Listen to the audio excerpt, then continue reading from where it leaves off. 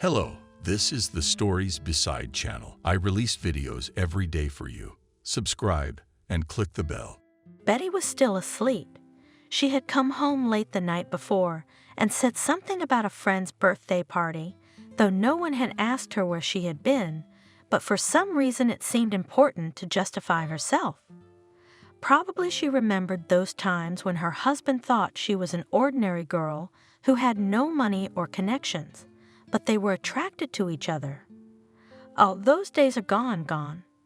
Liam, as usual, took a contrast shower, wiped himself thoroughly with a towel, and began the most unpleasant part of his awakening.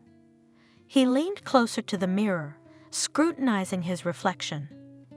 This morning ritual had always been difficult for him, with fear.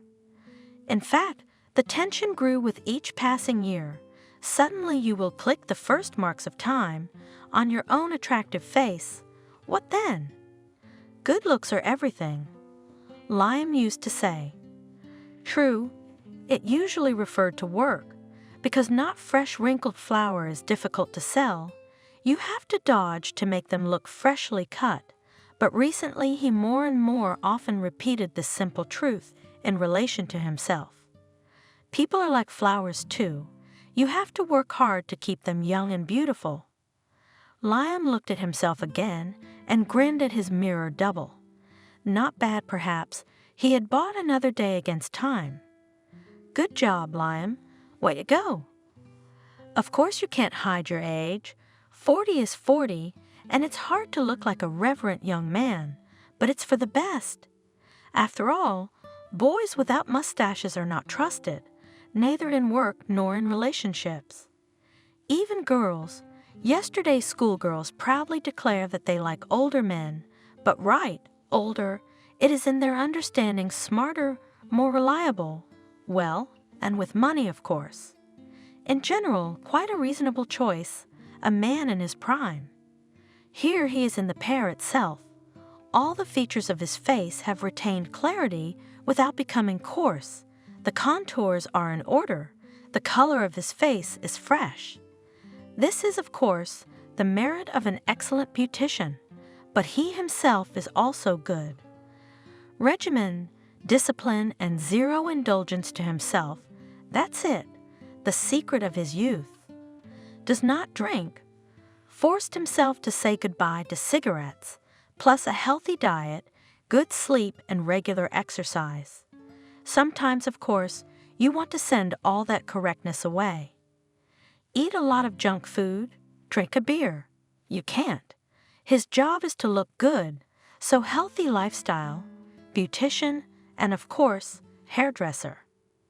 At the thought of the latter, Liam pulled himself a strand of hair to assess the condition of the roots. Yes, his freshly chalked hair had already grown out. It was time to visit the hairdresser. The usual, Liam? Lauren chirped. To her, and only her, Liam trusted his hair for the 5th year. Don't ask, Lauren. You know better than I do. He answered, giving the barber one of his most charming smiles. Just don't overdo it, okay? It should look natural, like you've been sunbathing on the beach and your hair is slightly burned out. Remember? I remember, my good man, I remember. Lauren ruffled his hair. Let's start with a deep clean. What's up, sweetie? He waved his hand tiredly. Oh, Lauren, how can I be doing with a job like this? Those who claim it's easy to live off women are either brazen liars or simply don't know what they're talking about. He considered his job to be one of the most difficult in the world and was ready to argue about it with anyone who disagreed. For some reason, everyone thinks that being married to a wealthy, well-groomed lady is Jack's sweat of a lifetime. But Liam knew very well that these ridiculous rumors were spread by those who didn't know the real truth. Liam's wife Betty was wealthy. She had her ex-husband to thank for that, who had not gotten greedy in the divorce, and beautiful enough for her advanced age. But Liam, being with such a lady, who provided him with an excellent paying job, lived in eternal fear that if he got bored with his beautiful wife, she would easily replace him with someone else, which meant that he would fly out of her luxurious apartment penniless. The prospect is hurtful and humiliating, so whether he wanted it or not, Liam found himself included in the pursuit of attractiveness. Cosmetologists, massage therapists, fitness trainers, all of this has long been a familiar, albeit expensive, part of his life. But external attractiveness is not enough. Liam has learned how to give beautiful compliments without repeating himself. He perfected the art of love and even learned to watch with his wife her favorite melodramas, and still, every day he began with anxiety for the future, which was uncertain as well as the present. They say teenagers are driven by hormones, and that's why they have a bad temper, nasty to the extreme, but 17-year-old Thomas was an unusual teenager. At least that's what Helen, a charmingly slutty neighbor of about 35 who was despised by all married women, always told him. Mainly, of course, for the fact that it was she, the shameless and promiscuous Helen, that their husbands looked up to. The arrival of shameless Helen in their house was a real event. No one wanted to miss it, and the neighbors poured into the yard under various pretexts. Someone pretended that he urgently needed to wash his car, someone that it would be good to dust the carpets. Others just sat down on benches to chat and exchange news, but it was all just an act. In fact, everyone wanted to know what the new neighbor looked like, especially since rumors were spreading at the speed of light in their tiny town. Some noticed the strange woman in the store, others saw her strolling along the waterfront.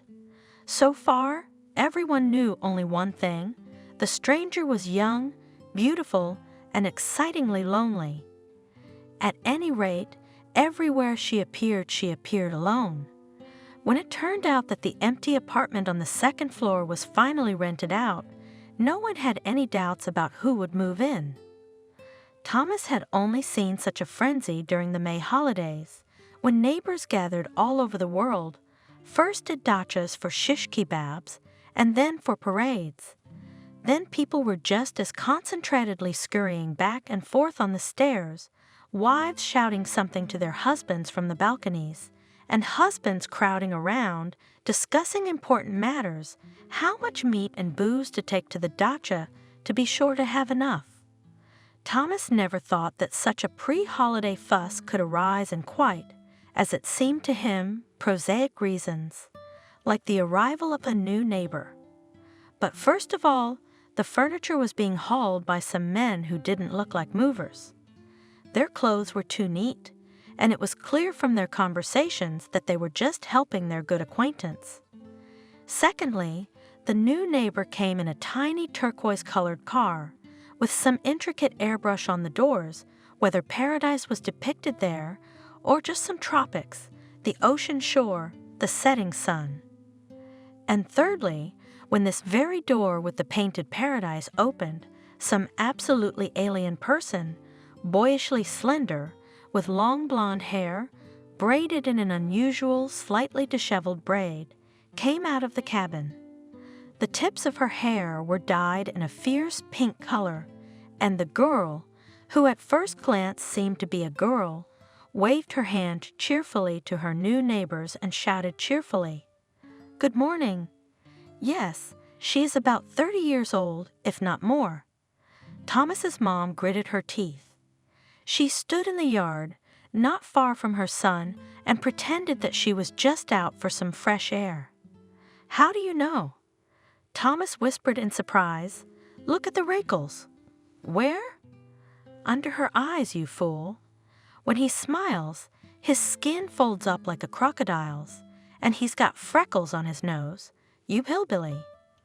Thomas carefully looked at her face and did not see anything crocodile in it.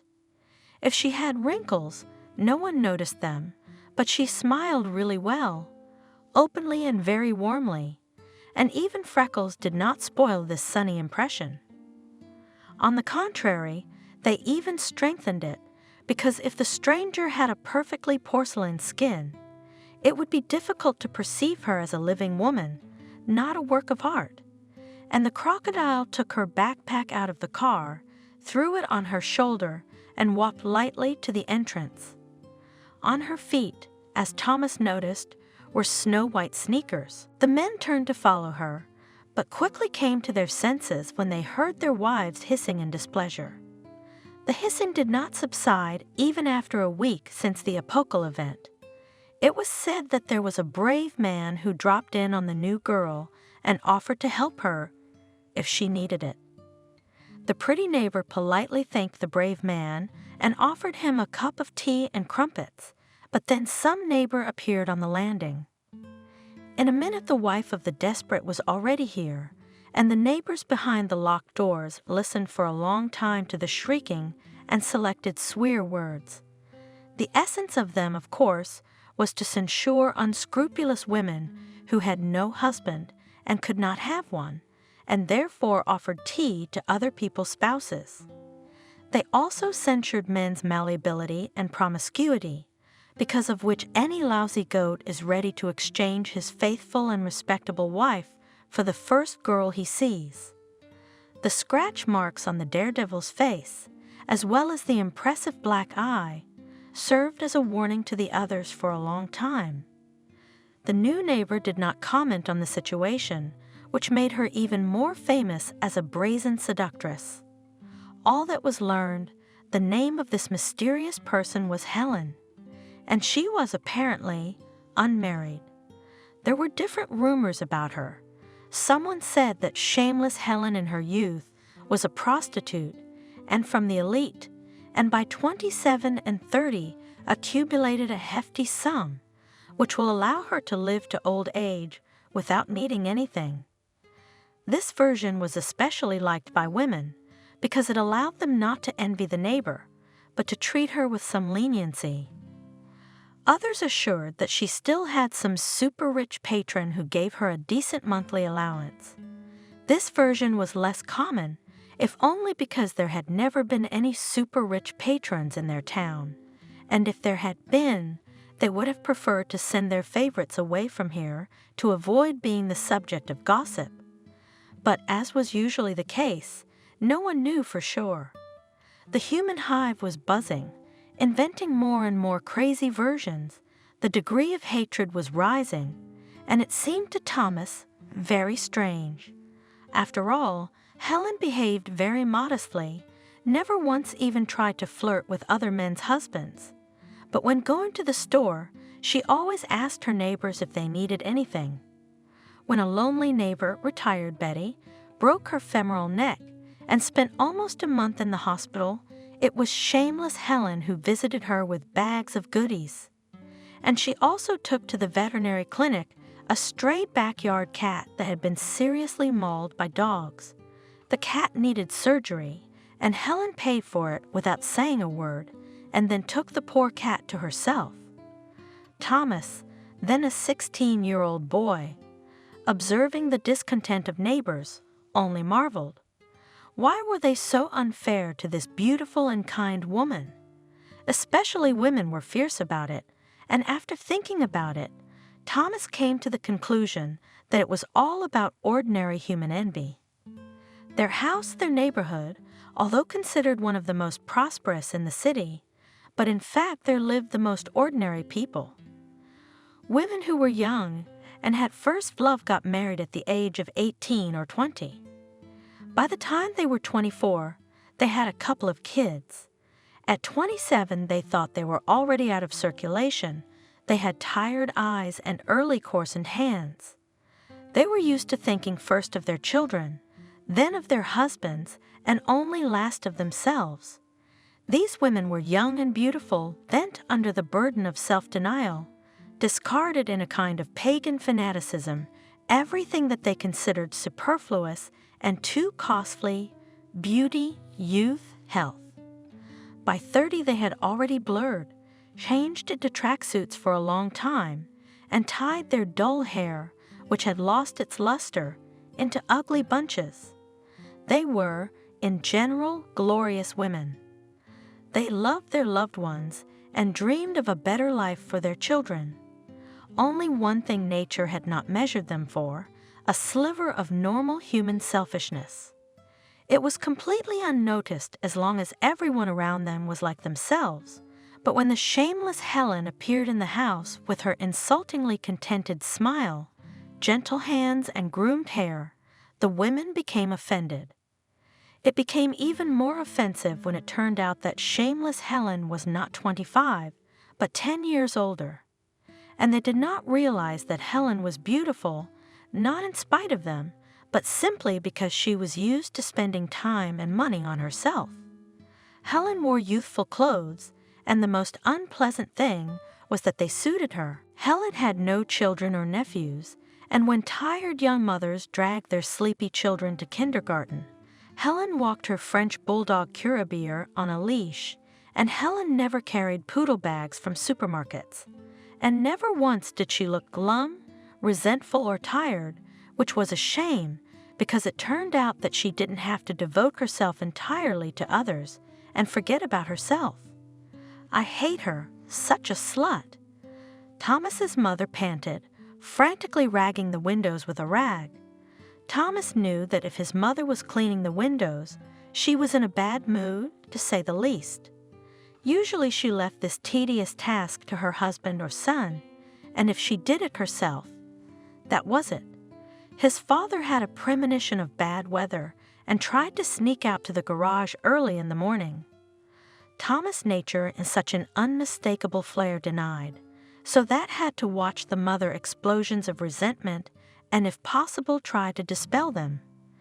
Judging by the way his mother was furiously rubbing the window pane, it was not going well. And of course, the sight of shameless Helen carelessly walking her Curabier did not add to her good mood. No worries, no troubles, and plenty of money. Why not take care of her beauty?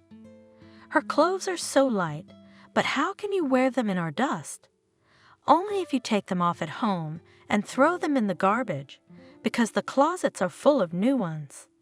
Oh, old fool, she's still at it, jumping around like a goat. Ah, it's disgusting to look at her. Thomas glanced cautiously out the window from behind his mother's shoulder.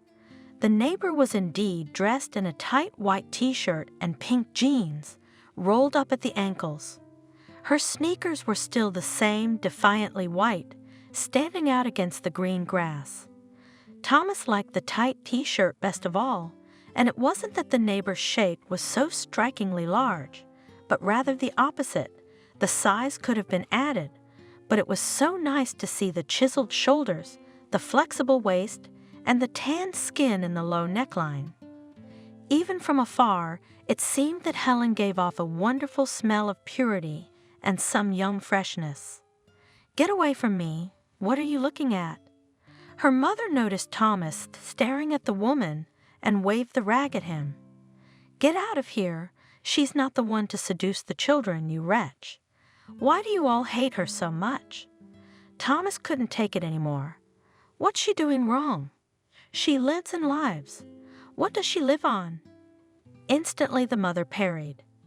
She turned to her son, and her face breathed such a fierce, unconcealed hatred that Thomas was frightened for a moment. "Hadn't you thought of that? She doesn't go to work. She doesn't have a husband, but she has men coming and going, sometimes 2 in one day. Do you understand now how she earns her bread?" She looked hopefully at her son, expecting to see disgust or indignation on his face, or preferably both, but Thomas disappointed her. He shrugged indifferently and turned away from the window. "But he earns money. That's a job too, Mom." He reached out to take the rag from her. "You go get some rest, and I'll clean the window myself." "Yeah, you've got another idea." Mother snorted. "You don't want to clean the windows. You want to look at that shameless girl. That's all I need. Go and get some bread and a bottle of sunflower oil." Thomas obediently went into the hallway and found his dusty sneakers in the shoe rack. Once they were trivial white, but now they were striking unusual grayish-brown coloring, which means to walk on the city dust. Not every city has such, but they have, you can say, a business card of the settlement. Thomas slowly walked down the stairs, thinking about the conversation with his mother, about how little interesting things happen in their town if a pretty woman becomes a subject of increased and aggressive attention at the same time. And most of all, he thought about the white t-shirt of his neighbor. He wondered how she managed to wear white in this beastly dust. With Helen, he bumped into her right at the very entrance. Kurabir looked up at Thomas with bright, round eyes and yapped in greeting. "Hello, Kurabir," said Thomas, and bent down to pet the funny little animal. He wanted to say something to his mistress, but he wanted to say something witty, something that would surprise her or make her laugh, but nothing came into his head, so he had to limit himself to mumbling. "Hello. Hello, Thomas," she smiled warmly. "Aren't you going to the store that way?" He brightened up. "Can I get you anything?" "If you say the word, I'll be right back." "Get me some salt," the woman asked. "Let me give you some money now." No. Thomas was getting restless. "I don't want money, but if you offer me tea, I'll take it." "Then I've already offered it," she answered, and in Thomas's ears, these words sounded like wonderful music. He never heard Helen, amazed at the speed with which he had sprinted out of the entryway, muttered. If, of course, it was safe to do so, but Thomas was flying on wings to the store, thinking only that in 20 minutes he would be having tea with the most charming woman he had ever seen in his 15-year life. On this occasion, he made a promise to himself that from now on and forever he would consider himself lucky. He would get what all men from 14 to 90 could only dream of, and maybe even today would be the end of his childhood, because if his mother was telling the truth, Thomas was not a slacker on vacation, and he had worked almost all summer as a courier, so his savings could be enough, if, of course, she agreed. At the mere thought, his heart rate was giving out in such a way that Thomas seriously feared he would collapse unconscious right in front of Helen's apartment door. His palms were getting traitorously damp, and his back was already wet with sweat. Hell, if this was going to work out, he'd have to shower first thing. He rang the bell. Helen opened the door immediately, and Thomas was stunned to see her in her house clothes. His mother, like the mothers of all his friends, wore bathrobes at home, or at best some shapeless pajamas, which they proudly called homemade suits. Such suits looked good only on the day of purchase, and then on mannequins, and on ordinary women thin jersey, emphasized all the imperfections, loose hips and weeping, lost elasticity belly. And the neighbor was wearing a beautiful blue with a white ruffle sundress, tied at the waist with a beautiful blue ribbon. Her hair was carelessly pinned at the back of her head, leaving a few strands of it loose around her face. Where did she come from? "I brought you some salt," Thomas stammered, at the thought that everything forbidden, adult, would happen now. Everything inside him froze. Helen smiled and stepped aside to let him into the apartment. I had already set the table. In the hallway at the feet of the guest, rolled out from somewhere a fat, funny-looking Kurabir. Thomas, blushing painfully, followed the hostess into the kitchen. Once inside the coveted apartment alone with this vicious, jubilant woman, he was completely confused.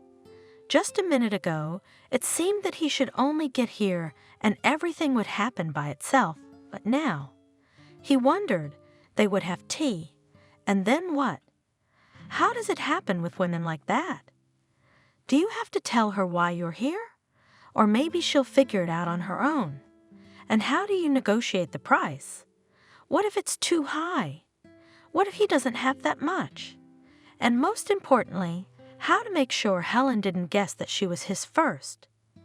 Thomas was tormented by these questions, while the neighbor was pouring tea and thinking about how wonderful it would be if this woman was, well, just a woman, not a prostitute, and that she just liked him that way. Then he would put his hands on her waist, her back to him now, and slowly kiss her bare neck, and maybe try it. And Thomas, trying to stop the trembling in his arms, came closer and put his arms around Helen's narrow waist. Now he could smell her perfume, thin, fresh, with some elusive bitterness. He wanted to lean forward to inhale it fully. Helen froze for a second, but immediately flinched when she felt his hot breath on her neck. "Get away," she said, "or I'll spill from the kettle." He obeyed immediately and immediately removed his hands. "I'm sorry," he mumbled. "I feel either offended or ashamed. It's just that people say that about you. That I'm a prostitute and men come to me." "Calm down," she said. Helen, sitting down. "I know, sit down." Thomas sat down and picked up a cup. Helen's tea was special too.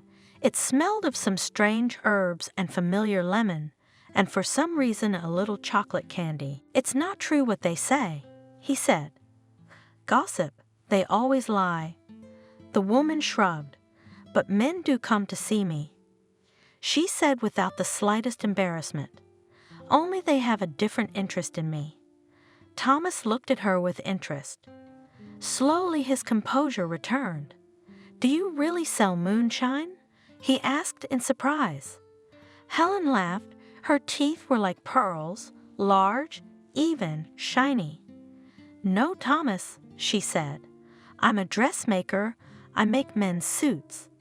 I used to work in an atelier, but I make more money this way. Would you like to see? Come on."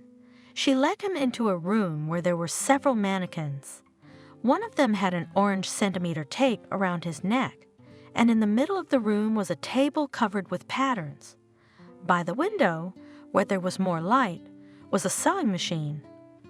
"Oh my God," Thomas blurted out. "Is it really that easy?"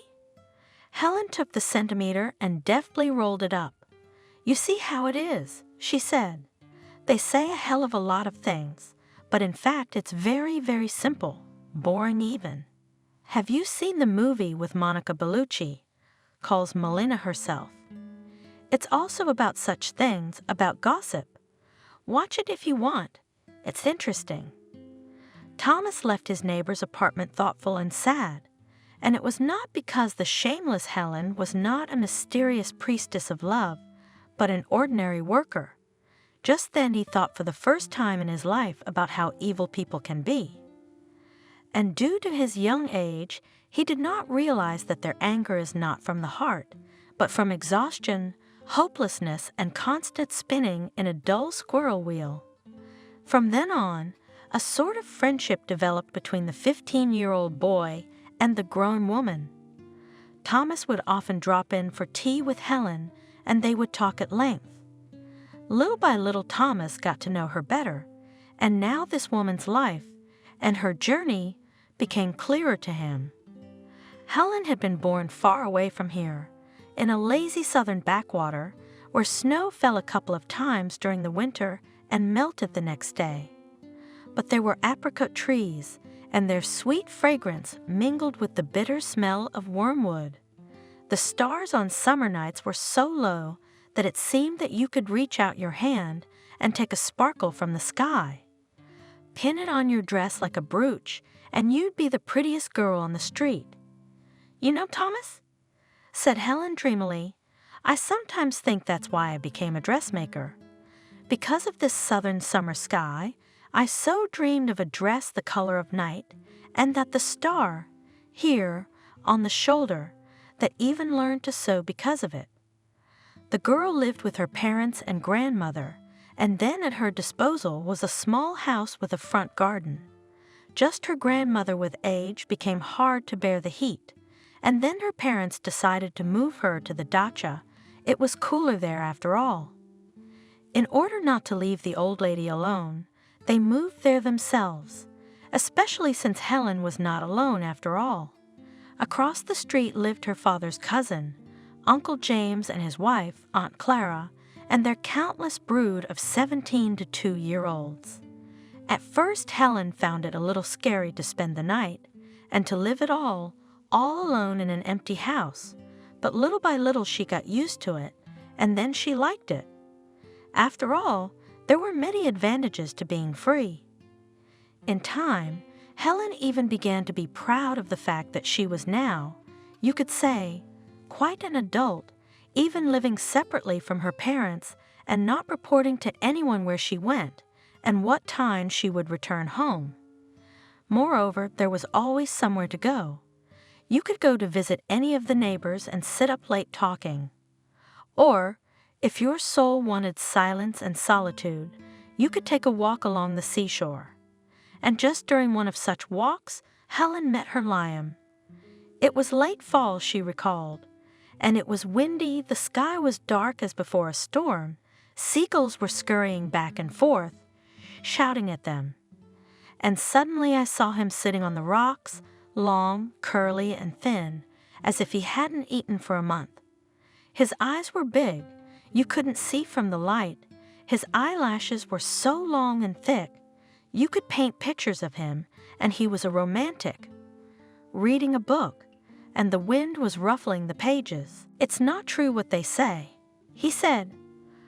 Gossip, they always lie. The woman shrugged. But men do come to see me. She said without the slightest embarrassment, only they have a different interest in me. Thomas looked at her with interest. Slowly his composure returned. Do you really sell moonshine? He asked in surprise. Helen laughed. Her teeth were like pearls, large, even, shiny. No, Thomas, she said. I'm a dressmaker. I make men's suits.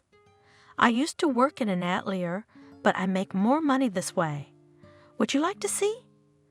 Come on. She led him into a room where there were several mannequins. One of them had an orange centimeter tape around his neck, and in the middle of the room was a table covered with patterns.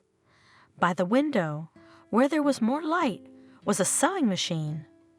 Oh my God, Thomas blurted out. Is it really that easy? Helen took the centimeter and deftly rolled it up. You see how it is, she said. They say a hell of a lot of things, but in fact, it's very, very simple, boring even.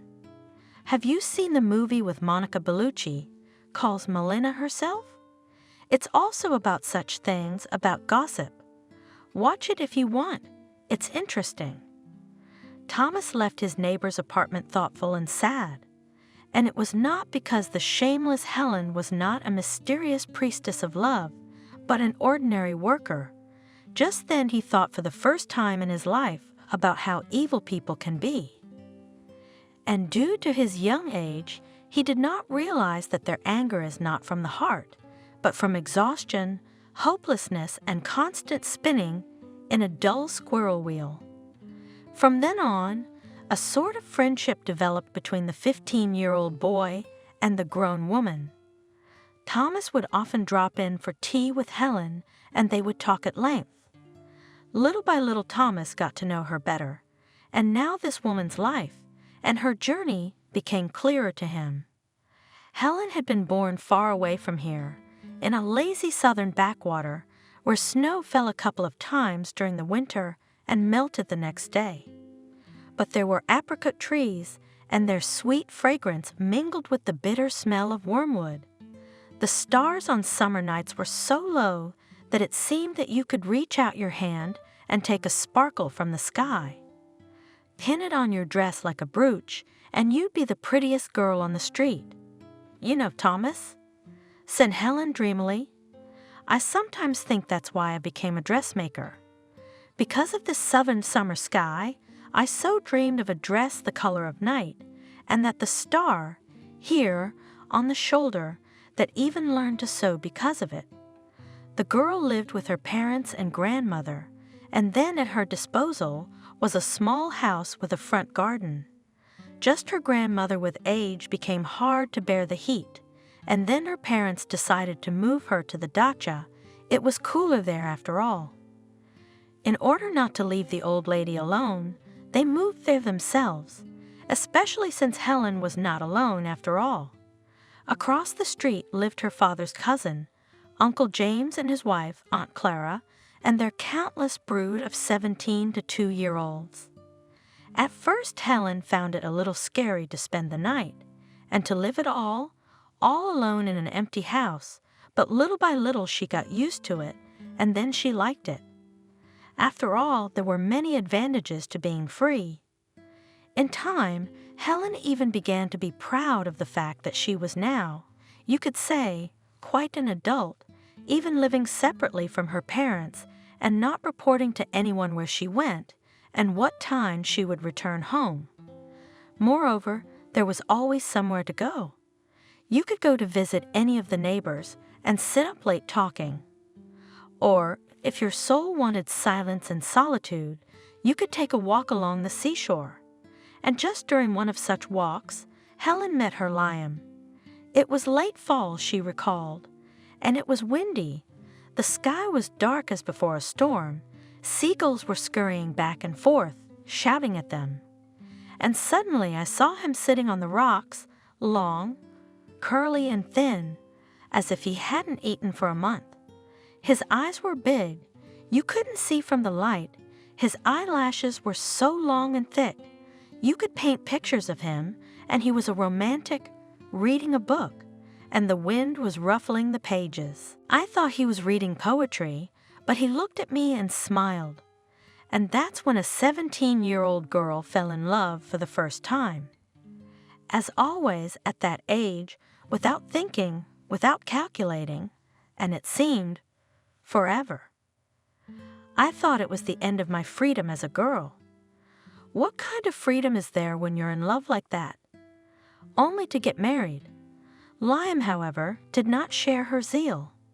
It seemed to him that Helen's ideas about life were too simple and uncomplicated. The boy was ambitious and decided that his place was in the big city. "That's where the future is, Helen," he said, kissing his beloved's flaxen hair. "We can't stay here. We'll be like Uncle James and Aunt Clara." "Is that what you want?" Helen shuddered at the words. Uncle James was a frail man, barely over 40, but looking a shabby 50. Alcohol and lack of demand were to blame.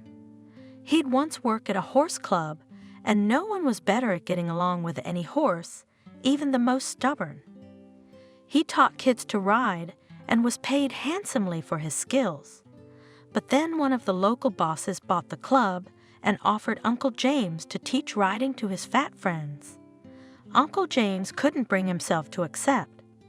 He hated the suddenly rich, yesterday's hooligans with whom he grew up on the same street, but only they suddenly, out of the blue, suddenly began to build themselves whole palaces, although yesterday they were caught shoplifting.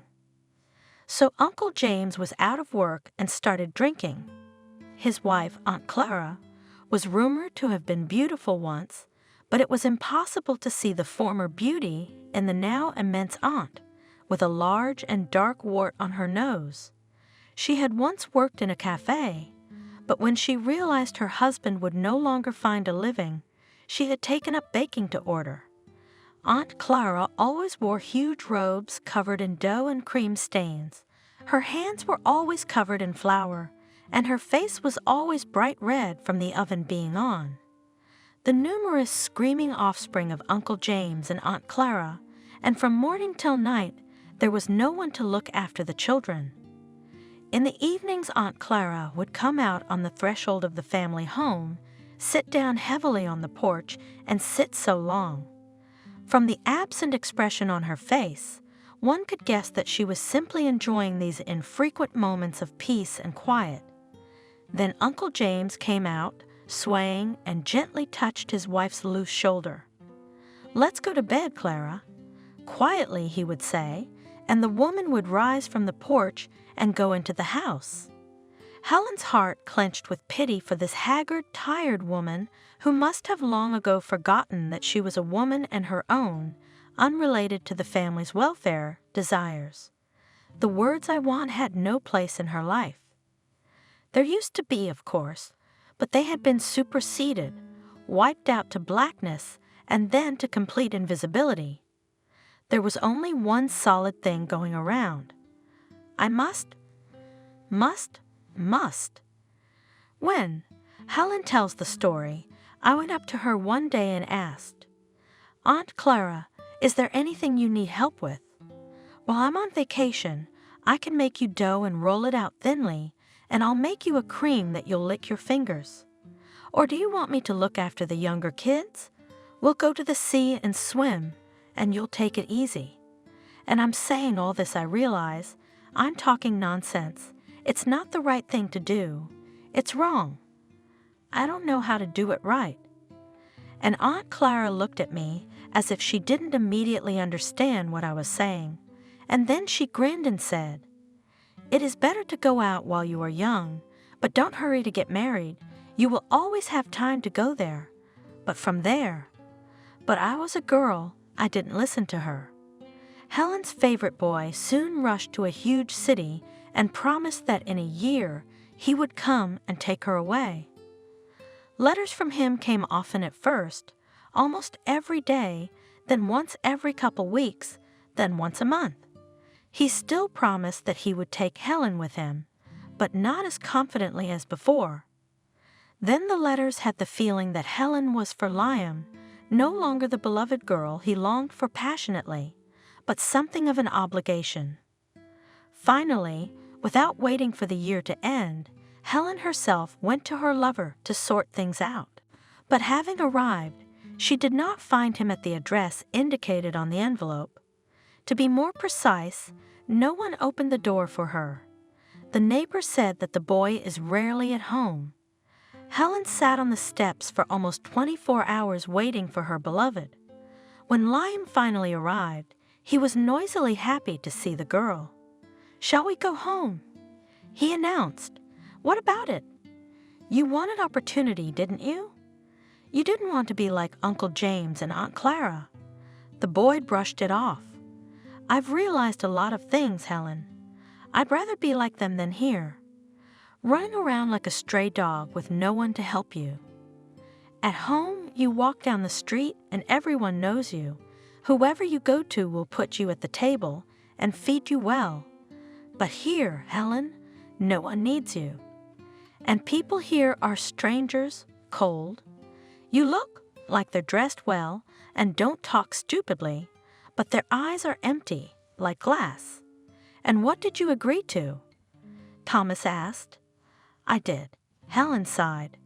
"And we went back to our streets, to our acquaintances, to Aunt Clara and Uncle James, married almost immediately." "Liam? His name was Liam, my husband, did I tell you?" "I guess he was happy. He got a job in a store selling beer on tap, made a decent living.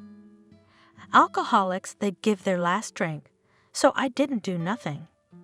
I learned to sew well. We thought about children, but Liam thought, and for some reason I didn't want to hurry. Probably because I'd seen enough of Aunt Clara. Anyway, we lived peacefully, but a bit boring. It was a sleepy town, but when the season starts, then there's some excitement, and from fall to late spring it's boring. We're both at work during the day. In the evening we have dinner together, watch TV and go to sleep. On the weekends we go to the beach, if it's summer, or to the movies. And I'm so bored. I sit here in the evenings and think, even though I don't have kids, I'm just like my Aunt Clara. I also sit on the porch in the evening and look empty, because I know what will happen tomorrow and what will happen the day after tomorrow. I know that too, and the month after that too.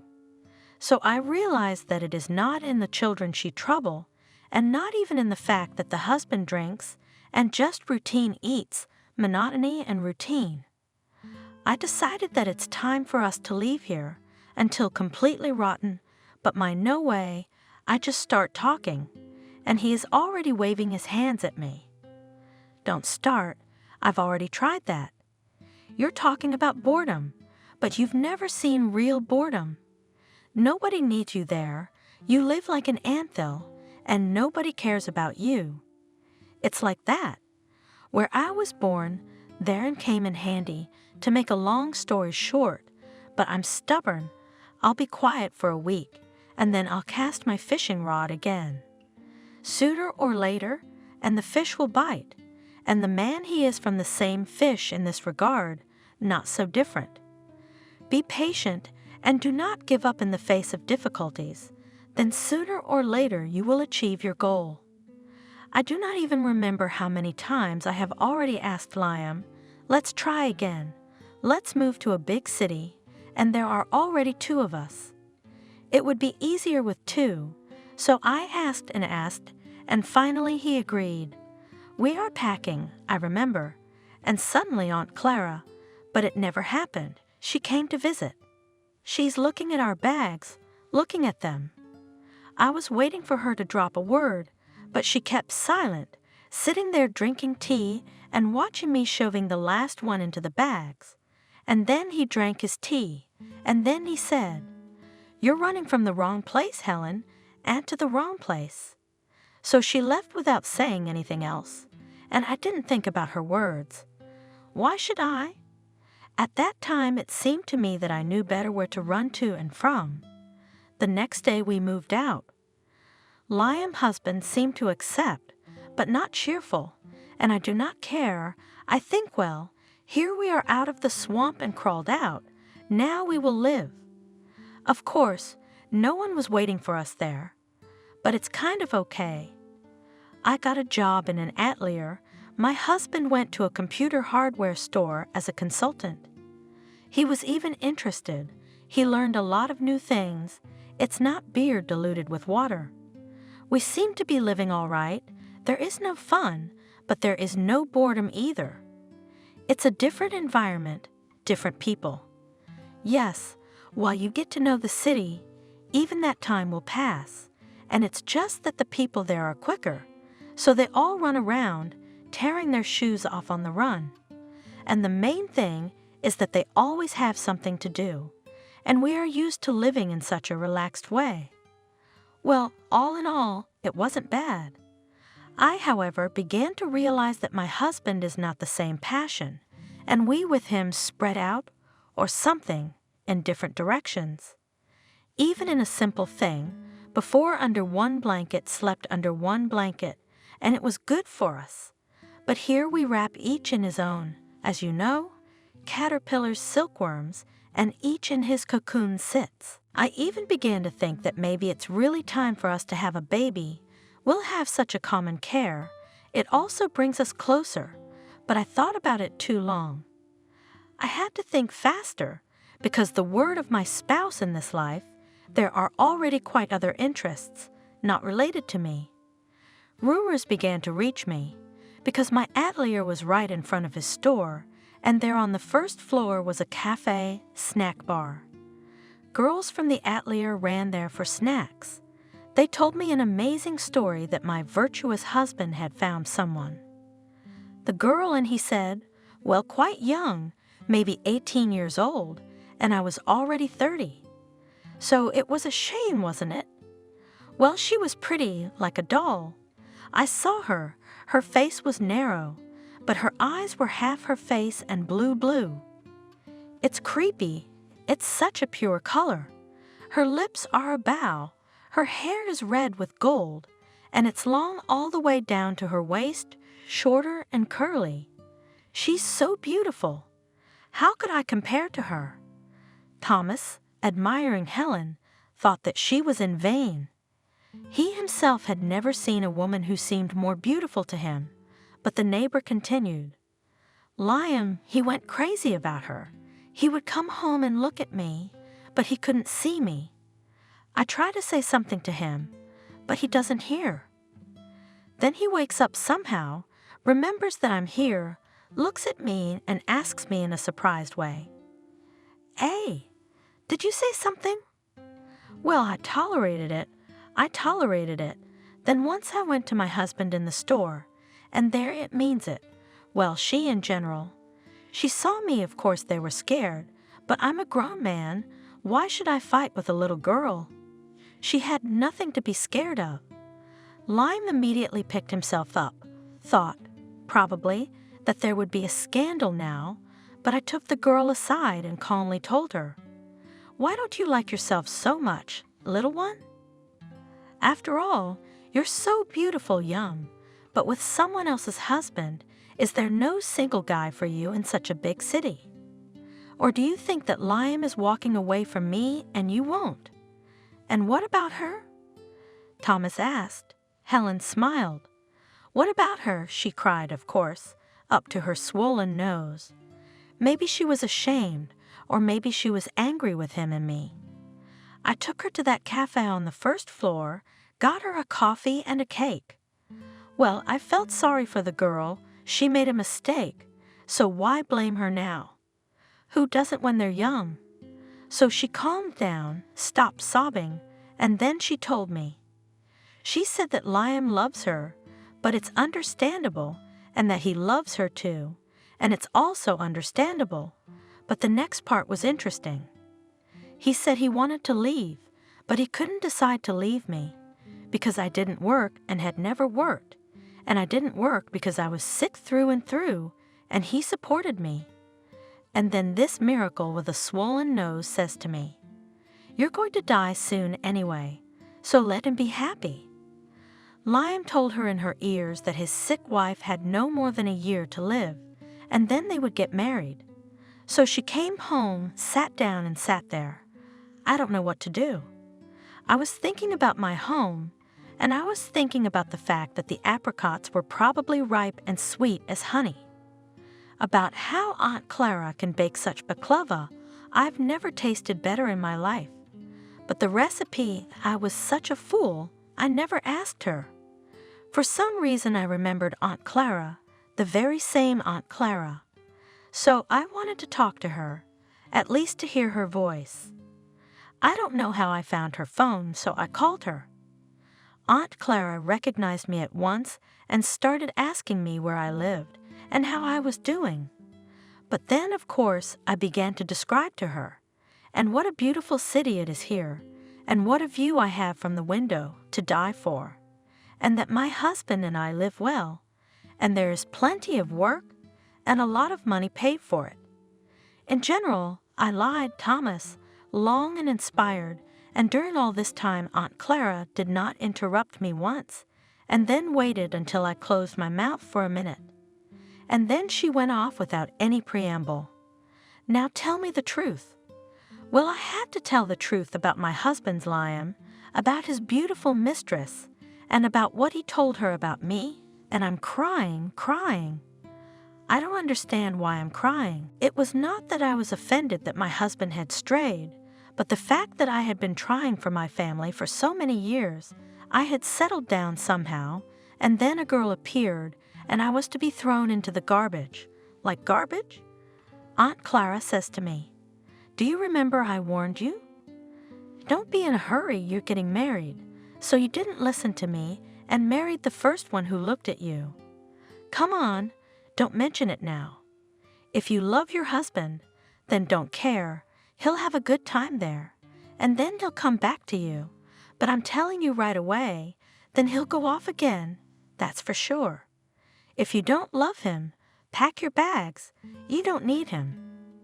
Aunt Clara had always been like that, a little wordy. She didn't like long conversations, but if she said anything, it was always to the point. We said goodbye, I drank some valerian, went to bed, and I thought, do I love Liam or not?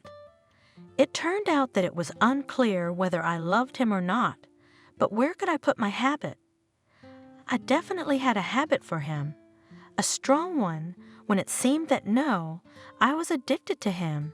I couldn't tear him away from me. I shouldn't even try. I lay there falling asleep, and I didn't find the answers to my questions, so I fell asleep, all confused and torn. I woke up in the night from the fact that the silence is so silent that it seems to ring in the air. A taut string is felt, and it is already dark. My husband was sleeping next to me, and he couldn't care less. Everything seemed so mundane or trivial to me. It's like it's just the way it is. I'd even thought that maybe I was just dreaming. Helen was silent for a long time. And then, Thomas couldn't take it anymore. Did you never leave him? No, she answered, looking as if she was surprised at herself. I didn't. Lion woke up too, and we talked all night and into the morning.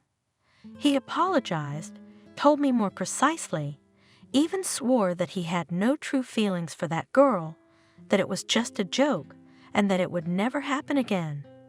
He even offered to go home again, go back to a place where life was easier. I was not very much against it. I realized that here, it turns out, the matter is what, even in a big city, or in a hut on the forest edge, and everywhere life is about the same. And if it's boring, it's because of us. So Aunt Clara was right when she told me that I was running to the wrong place. We slowly started to go home. We didn't want to hurry, and there was no need to. We decided that we'd be back just in time for Christmas. We'll clean our house. I'll cook delicious food. We'll sit down on our favorite sofa, and as before, we'll wrap ourselves in one blanket for two. We'll drink champagne and talk. I even imagined it, but it didn't quite work out. When we arrived, Aunt Clara was in black and couldn't stop crying. I went to her, and she told me that Uncle James, her husband, had died. He went to the sea drunk, as usual, to take a dip, and he drowned. That's how we spent Christmas at the memorial table. And then Aunt Clara told me that Uncle James, well, he was a difficult man, a surprise. He left the equestrian club, but he wrote down all his observations, developments, everything he knew about horses, what he had learned in notebooks. And the new owner of the club found them and decided to publish a textbook for those who are interested. And the textbook went viral, and this owner, and he was a decent man, came to Aunt Clara and said that all the uncles of James, posthumous royalties will be deducted to her, and the royalties there were not bad, believe me. At the wake this host was also there. I saw him then for the first time and was very surprised. For some reason I thought that there was such an old man nasty, but it turned out to be a normal man, even handsome. But the point is, we mourned our Uncle James and went on with our lives. It was hard for Aunt Clara. I went to see her every day, where I distracted her from her grief by talking, where I helped her with her eternal baking. Liam is at work again, diluting the beer, and then something happened to me. I don't even know how to describe it. I was walking home from work, and I felt like I was driving on a flat spot. I was leaning on a tree, and I could barely stand, I felt it. No, it's hard to stand. My head was spinning. The whole world was spinning in my eyes. I couldn't resist. I felt hot, even though the weather was cool that day, and I felt like I was standing under a hot shower.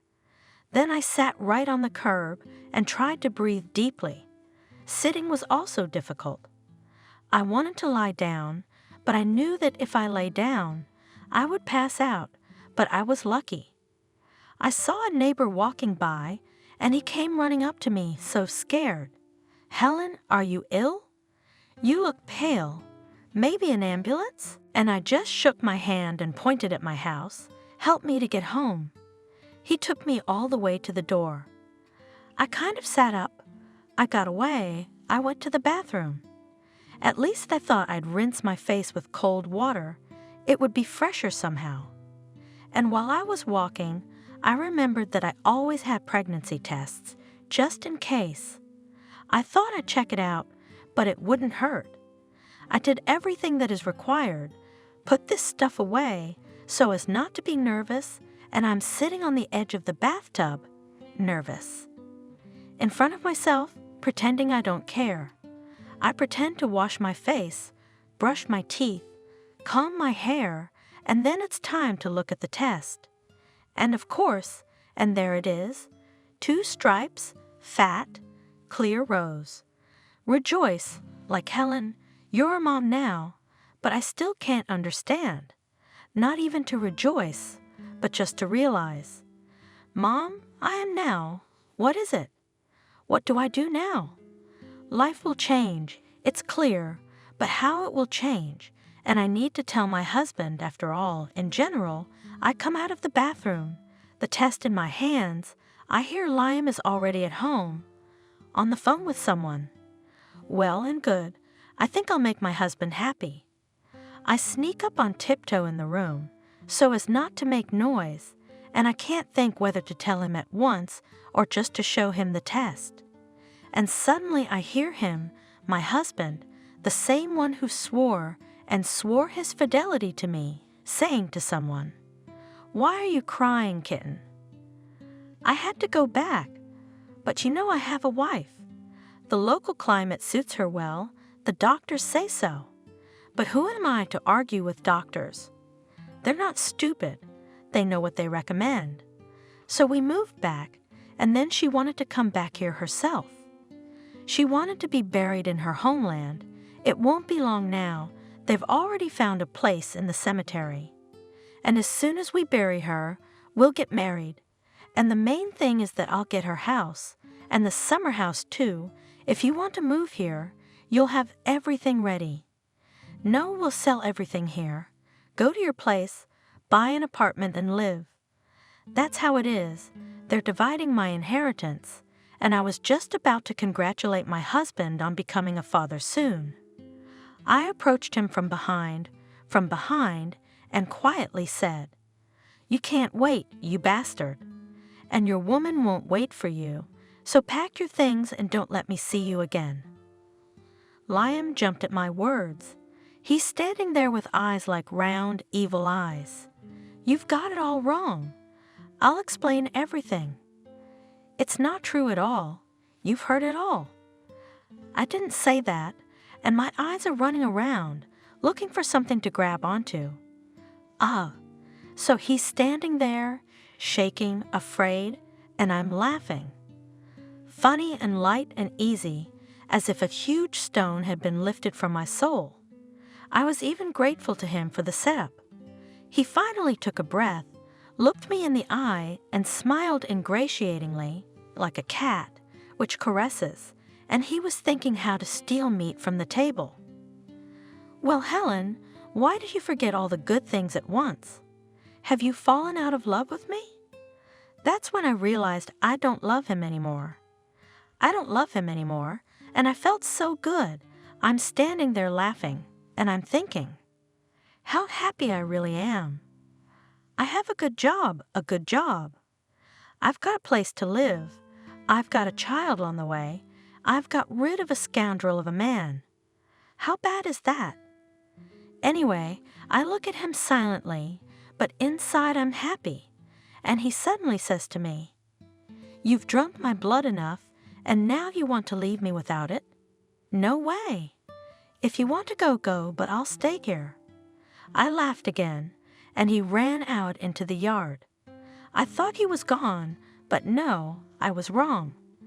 I hear footsteps. He goes into the house again, comes back with an axe in his hands and says to me, "Go away, or I'll kill you right here." And he looks so determined, but he's not giving or taking. And I was scared. I told him quietly, "Liam, quietly, I understand you." And I tiptoed past him, on my toes along the wall, and then I ran out of the house.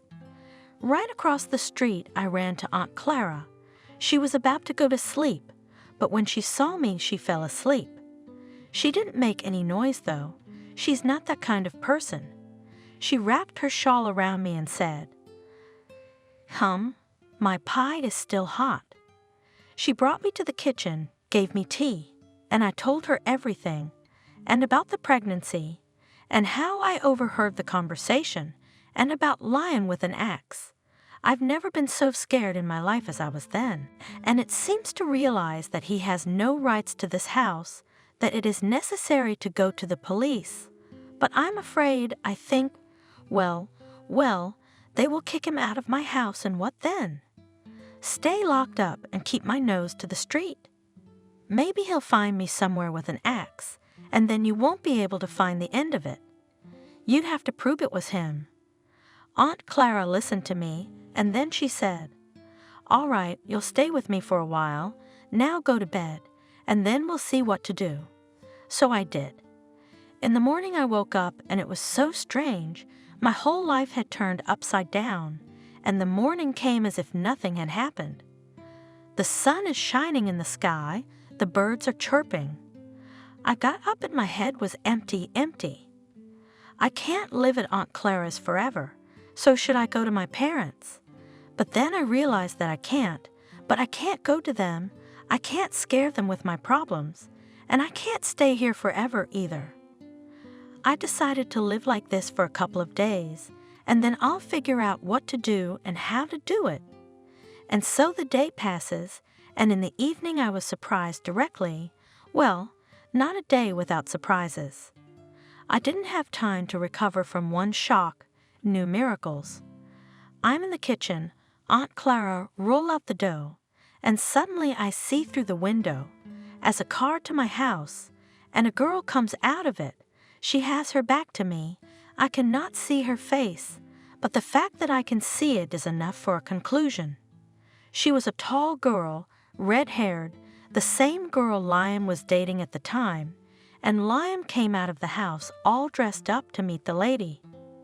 Aunt Clara just looked out of the window, sneered, and said nothing. Then the cream knocked down, and I did not know whether to cry or laugh because of Liam's impudence. And so a day passes, too, and the beautiful girl does not leave. Yes, moreover, she comes out of the house in my road to meet Liam from work. They go for a walk, and I see she's wearing a familiar dress, mine. I don't know why she needed it. She didn't look like a beggar. Aunt Clara looked at this red-haired wonder of nature once, twice, and then she winked at me and said, "What a fool your Liam is. You found yourself an old woman with bling." I was stunned, I said. "What are you doing, Aunt Clara? She's young." And Aunt Clara said to me, "You understand that my senior doctor does plastic surgery on all kinds of women who want to look young. So this young woman of yours is a regular client of my surgeon. My daughter came to visit, complained about this woman, showed her pictures. She said, 'Mom, guess how old she is?' I then also decided that maybe 20 years old, and my daughter enlightened me and said, 45, Mom, she already has grandchildren growing up, and she's still 20 years old wants to seem. Her son looks older than her." I couldn't believe my ears. So this fairy has a grown-up son and grandchildren too. Aunt Clara is trying to kill me, she continues, and her ex-husband is also familiar to me, not distant. He is the owner of the local equestrian club. Here I was almost ready to faint. Miracles indeed. It was necessary for my Liam to choose such an interesting specimen as his mistress. And he says to me, "You do this. Go to your parents, and I'll talk to the owner of the club. Let him influence the former and your Romeo." I was hesitant, but then I decided to go, decided that I would not say anything to my parents, just pretend that I came to visit, and that's it. I thought I would live in nature, breathe fresh air. I didn't expect more. But I didn't know my parents well. They bought a dacha so ruined, you can't look at it without tears. I thought I'd come and see my dad fixing something there, and my mom growing cucumbers and tomatoes. Aha, so I come, and they have a paradise there, and the seashore from the window you can see, and their garden all blooming and fragrant. There are armchairs in the garden, a hammock for Grandma, a swing for Mom. Father even arranged a fountain himself and launched fish there, gold ones.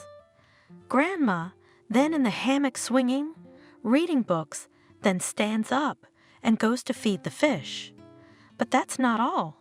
My grandmother's neighbor, a cottage dweller, decided to marry her. A noble man, a scientist, studying butterflies. Grandmother, of course, as a decent girl, immediately does not agree, but the eyes that builds and look into the visit invites.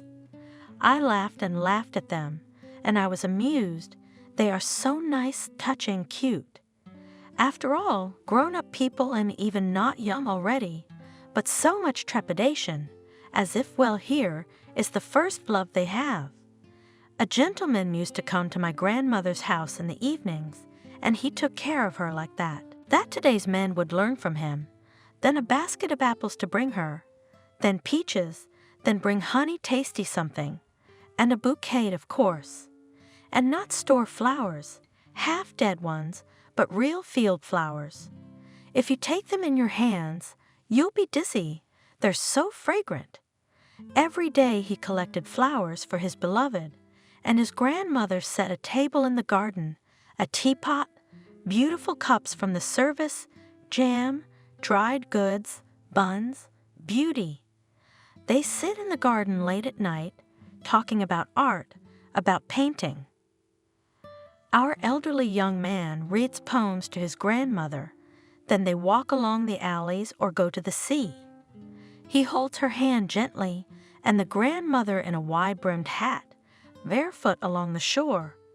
I looked at their romance like, I don't know, like an interesting movie. You can't tear yourself away. You're wondering what's going to happen next. Well, 3 days passed and I had to go back, and I had the most interesting reasons for it. One morning, a dark gray SUV stopped right outside our fence. The owner of it turned out to be the owner of the equestrian club that the late Uncle James hated so much, but he turned out to be a decent man. So he came up to me, even bowed, introduced himself a little. My name's Brian.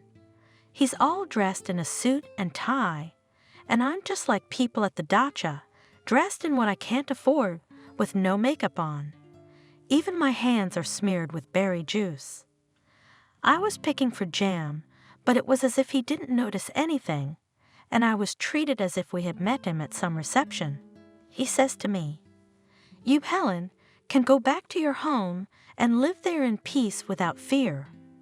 Neither your ex-husband nor Betty will ever bother you again. If you'd like, I'm ready to take you back right now." I didn't believe him, so I told him to take me back. So he drove me back to the house, and there's Mommy.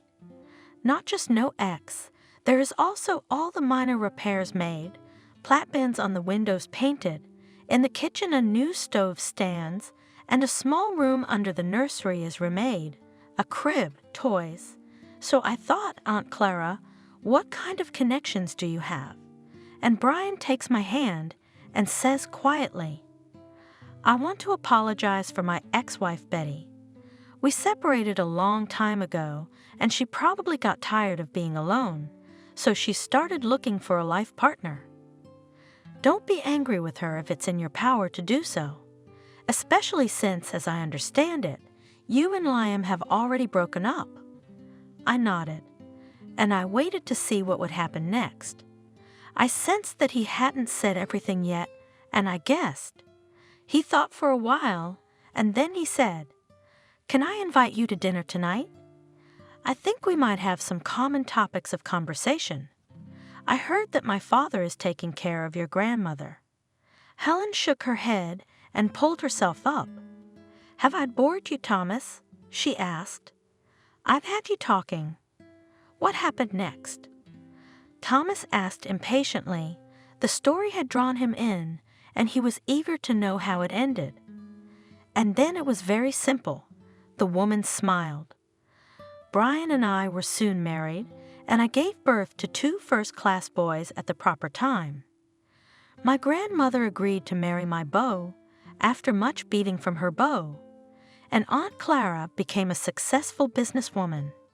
She opened her own pastry shop, and now she has 2 of her daughters working for her. But soon she will have to hire someone else because there are a lot of orders and not enough hands. Aunt Clara is also going to publish a book of her own recipes. How exciting! Sincerely admired the young man. To be honest, While you were telling me everything, I was more worried about Aunt Clara. How long the woman has worked, still pulling the family. Yes, she's a great woman. Fondly, Helen said. It's people like her that keep everything going. And your ex-husband, Liam, do you know what happened to him? Well, Liam's a bit more fun. He married this Betty of his, and it was only after the wedding that he found out about his wife's true age and that she had a grown-up son and even a couple of grandchildren. This, of course, offended him terribly, and there were even rumors that he wanted to divorce her, but Betty turned out to be a cunning lady. She gave Liam a small business, a few flower pavilions, but the gift was very conditional. In other words, she made him the manager, but after the divorce, he could lose that position, and with it a lot of money. Who would like that? Especially if he's used to living large. So Liam lives with his Betty, runs a flower store, and keeps a very careful eye on his appearance so that his wife does not lose interest in him. And of course he succeeds. Wait a minute. Thomas interrupted her. If you are married and have children, why do you live here alone? I'm not here for long. Helen said softly. I'm just planning to open my own atelier here, so I thought I'd live in the city for a while, explore the market, so to speak. I'll be back home soon, and I'll be with my husband and sons again. You know what? Unexpectedly, Thomas suggested. Why don't you not sit alone tonight, but come and visit us tonight? I'll buy a cake. We'll drink tea and talk. Come on. Helen even choked a little from surprise. Thomas, do you really think your mother or anyone else in this house will be happy to see me? They don't know you at all. He said judiciously. That's why they're not happy. But if they knew how kind and simple you are, they'd love you and you'd make a lot of friends. The woman shrugged. It won't work, Thomas. I'm going home tonight. Thomas nodded silently and regretfully. He tried to imagine the town Helen would return to, and the picture was dreamy. He saw apricot trees and the seashore. He smelled the smells of wormwood and pastries from Aunt Clara's pastry shop. I'd like to come and visit you someday, he said. May I? Sure. She was delighted. You'd be very welcome. On the way home, Thomas stopped by the beauty parlor. Now he knew exactly where to spend his summer money. Did you want a haircut, young man? The pretty blonde at the information desk asked. No, he shook his head. Tell me, can I buy a certificate from you? When he got home, he made his mother pull away from cleaning and took her into the kitchen. This is for you, Mom. He smiled and handed his mother a dainty brown and silver envelope. It's a certificate to a beauty parlor. You can get your nails done, your hair colored, and these other things. What are they? Spa treatments. Mother looked at the envelope. How much money did you spend on such nonsense? She muttered. But Thomas could see from the smile that flashed across her lips that her mother was pleased with the gift, but she didn't know how to show it. Even this fleeting smile she hastened to hide behind her usual grumbling, as if she were embarrassed by this unintentional outburst of joy. It's not nothing, Mom, he said affectionately. You are beautiful at me, and all beautiful women must be pampered. Well, so that they do not turn into grandmothers. And only then he noticed that there were tears in his mother's eyes. Thank you, my son. She whispered and hugged Thomas, ruffling the hair at the back of his neck. He thought that perhaps the last time she had hugged him like that was when he was a child. You've grown so big. That's good, isn't it, Mammy? He stroked her shoulder. Now go get some rest. You want to lie in the bath?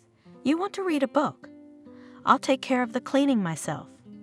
In the evening, he went out on the balcony just in time to see Helen coming out of the driveway, holding a carabiner in her arms. There was not a soul in the courtyard, oddly enough for the warm summertime. The neighbor walked leisurely to her turquoise car and put her dog in the cabin. Before she got behind the wheel, she felt eyes on her, looked up and immediately saw Thomas. She waved at him, and Thomas read the movement of her lips. "Have a nice day. Bye." He raised his hand in farewell. His dad hadn't returned from the garage yet. Thomas peeked into his parents' bedroom and froze on the threshold.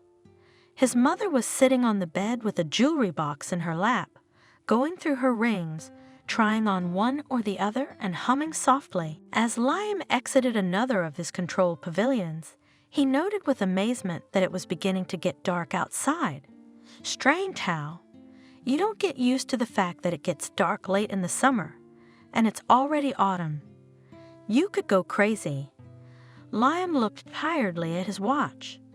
9 p.m., so we'd have to stop at another pavilion and then go to the supplier base. Roses should be delivered today, and of course chrysanthemums.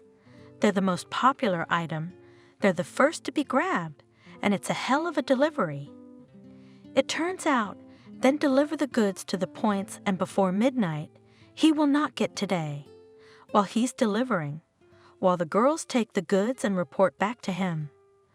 Roses trim and put to drink, with chrysanthemums more fiddling, cut, remove excess leaves, and then please paint them in all the colors of the rainbow. Customers like multicolored.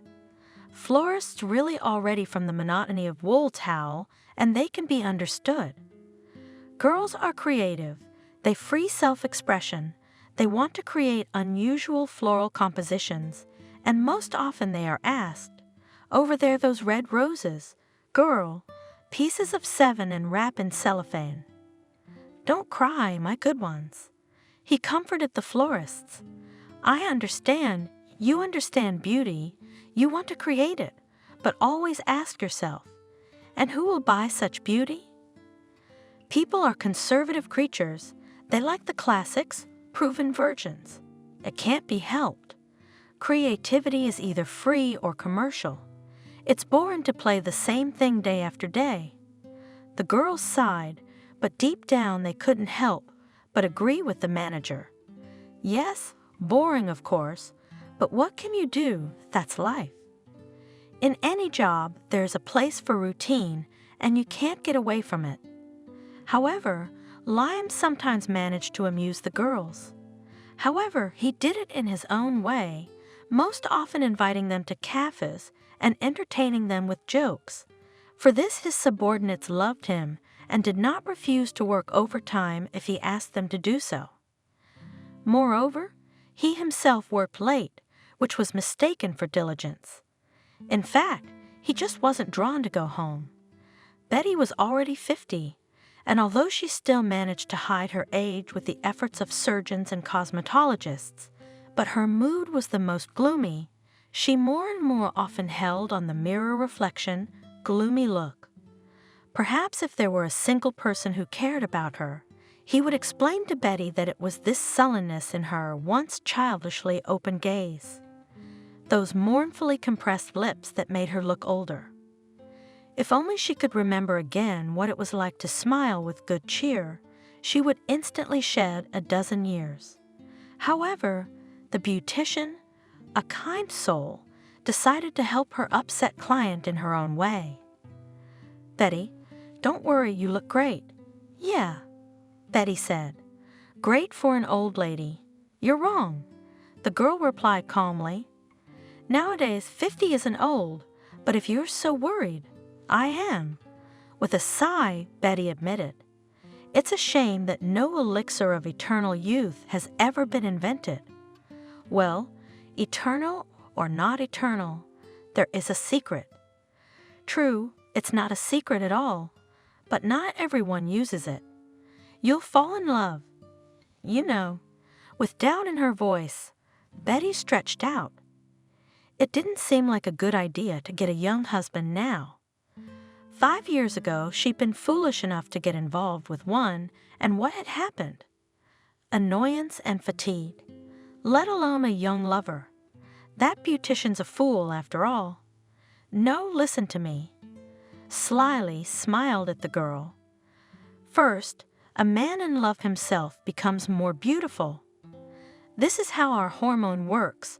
All that blush on the cheeks, shiny eyes, worth a lot. And then, have you ever wondered why older men love younger ones? Because old goats want young, fresh cabbages, answered Betty gloomily. Right. Why? Simple. The painted finger flew up. That's a kind of energizing, youthful energy, you know. And dying of a massive heart attack during a lovemaking session is also a kind of youthful energy boost. And you don't bring it to such fanaticism. The girl was not confused. Why get so much carried away? Keep within the limits of moderation, and then everything will be all right. Betty sat sullenly in the car for a long time, staring at herself. So I should fall in love? Well, one of her friends, a big fan of young bodies, had said something about a new nightclub opening in town the other day, and she thought it might be a good idea to go there. After all, no one's forcing her to have an affair. You'll see, Betty, you'll like it. Kathy said excitedly, dragging her friend by the hand through the narrow, winding corridors of the nightclub. Why are the aisles so narrow? Betty wrinkled her nose. Was it on purpose so that only skinny people could fit in here? It's called the labyrinth. It's a concept. The concept. Betty grumbled. It's not a concept. It's all contraception. If a couple wants to cuddle, where can they go? You can't fit two people in here. Come on, Betty. My friend laughed. What are we, teenagers or what? To huddle in the corridors? There are other places for that. All right, don't grumble, look. At last the entrance to the common room loomed before them. The light at the end of the tunnel. Betty sighed with relief. The hall was made in the style of a shipwreck. Coral and countless shells dotted the walls. Sea waves splashed on the screens disguised as portholes, and colored schools of fish swam by from time to time. Instead of tables, dark, artificially aged barrels were set up. What are we supposed to do here? Betty asked. Carefully, she lowered herself onto a rickety stool. Rest. Kathy smiled and tapped the barrel. A waiter in a Jack Sparrow costume appeared nearby. What do you want? Beautiful naiads? He smirked. 2 dark rums. Kathy commanded. Double. I don't like rum. Betty hissed, but then a silhouette stepped out of the club's semi-darkness. Dancing? He said, leaning toward the woman. Betty looked into the stranger's face and was instantly drowned in his gaze, deep as the ocean and intoxicating as dark rum. She returned home that evening, cheerful, a little tipsy, and absolutely certain that she was beautiful. Before going to bed, Betty gingerly glanced in the mirror and suddenly saw a delicate pink blush on her cheeks and sparkling eyes. That beautician hadn't been a fool after all. The change in her mood did not escape her husband's notice. Betty was suddenly humming, smiling, even joking. And in general, she was clearly showing signs of a good mood, and she also stopped letting go of her cell phone. And she blushed femininely whenever she got a new message. I don't think they were from Banks. She had a lover. Liam thought and noted that, in fact, he almost didn't care. It was bound to happen sooner or later, and in general, it was not a disaster. Moreover, Liam was clearly holding on to this marriage, not out of tender feelings. His motives were of a different, purely practical nature. He had recently visited his hometown, and he had heard rumors that Helen was happily married to the owner of a horse club and had given birth to twin boys. That's why it was offensive. Lion was not so stupid to resent his ex-wife. His wife was certainly not guilty of anything. Rather, he was angry at the fate, which, as he thought, deceived him. He tried to organize his life so that everything was calm, stable, and in the end, neither of these things. Maybe the point is that you cannot allow your stability and peace of mind depend on the whims of others? Who knows? But that seems to be the point. As soon as I get home, he promised himself, I'll go straight on mine. It's time to look for a new job. In Aunt Clara's pastry shop, there was a joyous buzz today. The birthday of the hostess was always celebrated in a big way and even a kind of glamour. For example, today all the pastries were exclusively French and made according to some ancient recipes. And in the evening there was going to be fireworks in honor of the birthday girl. Helen was pleased to note how much Aunt Clara had grown since she stopped standing at the oven around the clock. Where had that formidable red-faced woman with the wart gone? Aunt Clara was now a pleasantly rounded woman, but no one would call her fat. Not even a memory of the wart remained, and her complexion was fresh, with a slight pinkish blush. Helen quickly found her grandmother and winked conspiratorially at her. The most important event of the holiday was still to come. Today, Aunt Clara was going to announce that after 5 years of widowhood, she was going to remarry. The man she had chosen was a respectable man by the standards of the town. He was the owner of the very cafe where Aunt Clara had worked for many, many years before her first husband lost his job. As it turned out, the owner of this worthy establishment had long ago been in love with the talented cook, but the fact that he was married kept him from openly expressing his feelings. However, a few years ago, his wife left him, and after the divorce was finalized, the owner of the cafe could no longer lurking to begin courting his beloved. And although at first they hid their relationship from everyone, but now they still decided to get married. On this occasion, the lovers planned a wedding trip, which they were going to go to right after today's fireworks. Helen's grandmother, who with her new husband liked to travel, personally made an itinerary of the wedding trip for Aunt Clara. Clara, dear, don't be stubborn. I've found the most romantic cities for you. Look, let's start with Prague.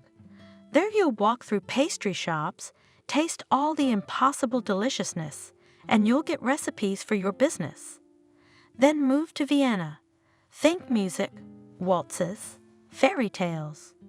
You can't find a better place if you want to immerse yourself in an atmosphere of wonder.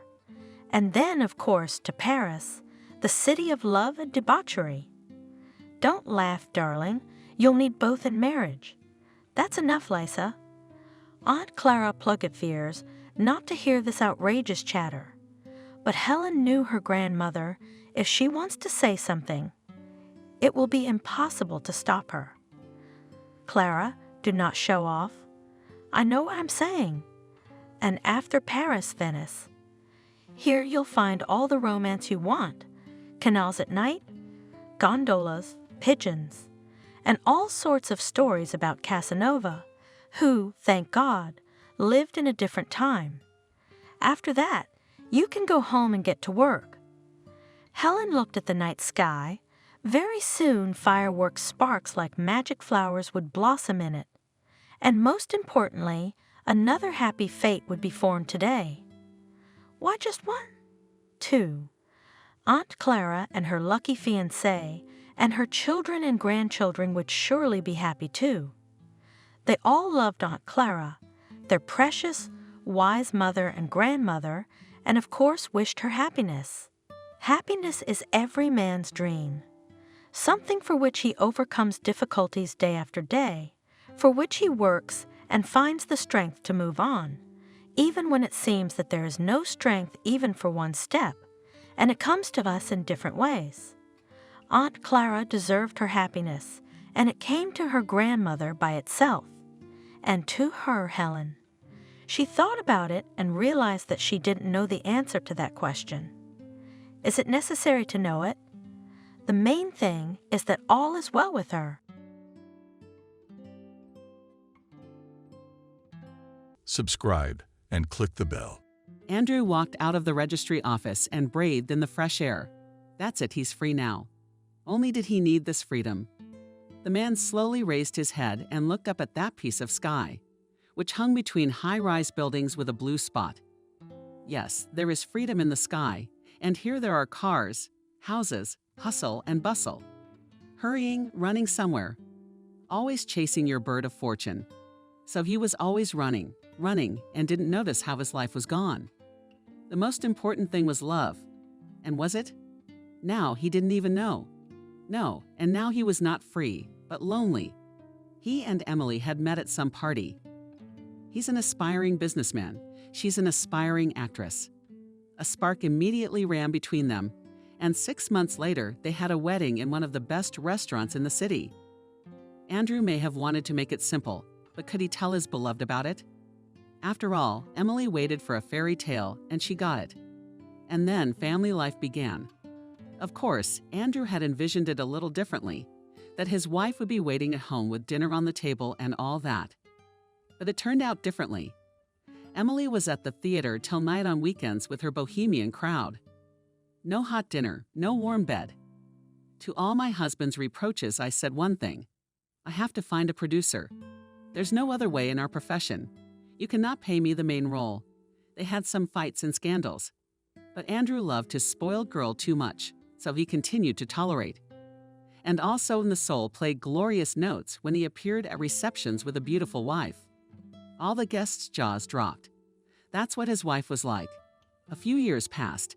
While Andrew was firmly on his feet, he was able to expand the business, find partners, investors. And now his construction company was the most famous in town. There came a time when there was no need to look for producers either. Andrew could pay for everything himself, and he did. And Emily showed him in the theater, a few times even starred in some TV soap operas. His wife was happy, and Andrew was happy, but something was missing. They'd moved into their mansion by then. A full staff of servants. Money was tight, and still something was missing. Andrew understood what the children were missing. But at first, Emily found good arguments. Say, while she is young, you need to play more roles, so that she will be remembered by the children. But a little later, of course, and she kept dragging and dragging. At first, Andrew agreed with her. Then there was a slight bewilderment. How long should we wait? It's been 10 years already. The bewilderment turned into displeasure and then into anger. My wife doesn't want kids at all. Scandals became more and more frequent. And then one day, Andrew gave her an ultimatum, baby or divorce. Emily agreed, but it didn't work out. And that's when they went to the clinic. The doctors were all hands on deck. Emily couldn't get pregnant at all. All to blame for the termination of pregnancy, which she did in her distant youth from her classmate. She confessed this to Andrew only after the doctor's verdict. Andrew felt betrayed. All these years he'd waited, hoped, and here it was. No, he didn't blame Emily. She'd done something stupid when she was young, so what now? But he should have confessed sooner. After all, medicine is not standing still. He continued to hold out hope. They were advised to go to IVF specialists, and there they had hope. How happy Andrew was. And Emily? Well, she pretended to be happy, although she was often thoughtful. She was the first to speak to the surrogate mother. Andrew didn't want to hear it at first, but Emily convinced him again. Honey, you understand, if I have such problems, can I bear our child after echo? I mean, the doctors themselves say there's a 50-50th chance I'll get pregnant. I mean, I'd have to undergo excruciating procedures, take hormones. And not the fact that it will help, and I'll break up and become ugly. Not to mention I'd have to give up my profession. But you won't like me anymore either. I'll always like you, Andrew assured her, sweetie. That's what you're saying now. When I'm 100 pounds, it's like a promise. You'll talk differently. And Andrew agreed. No, not because the prospect of his wife's unpleasant transformation frightened him. He didn't believe it would be like that. He just didn't want his beloved to be tortured with drugs and procedures. They spent a long time choosing a surrogate. And finally they found a young girl. Maria was from the countryside in the city, worked as a hairdresser.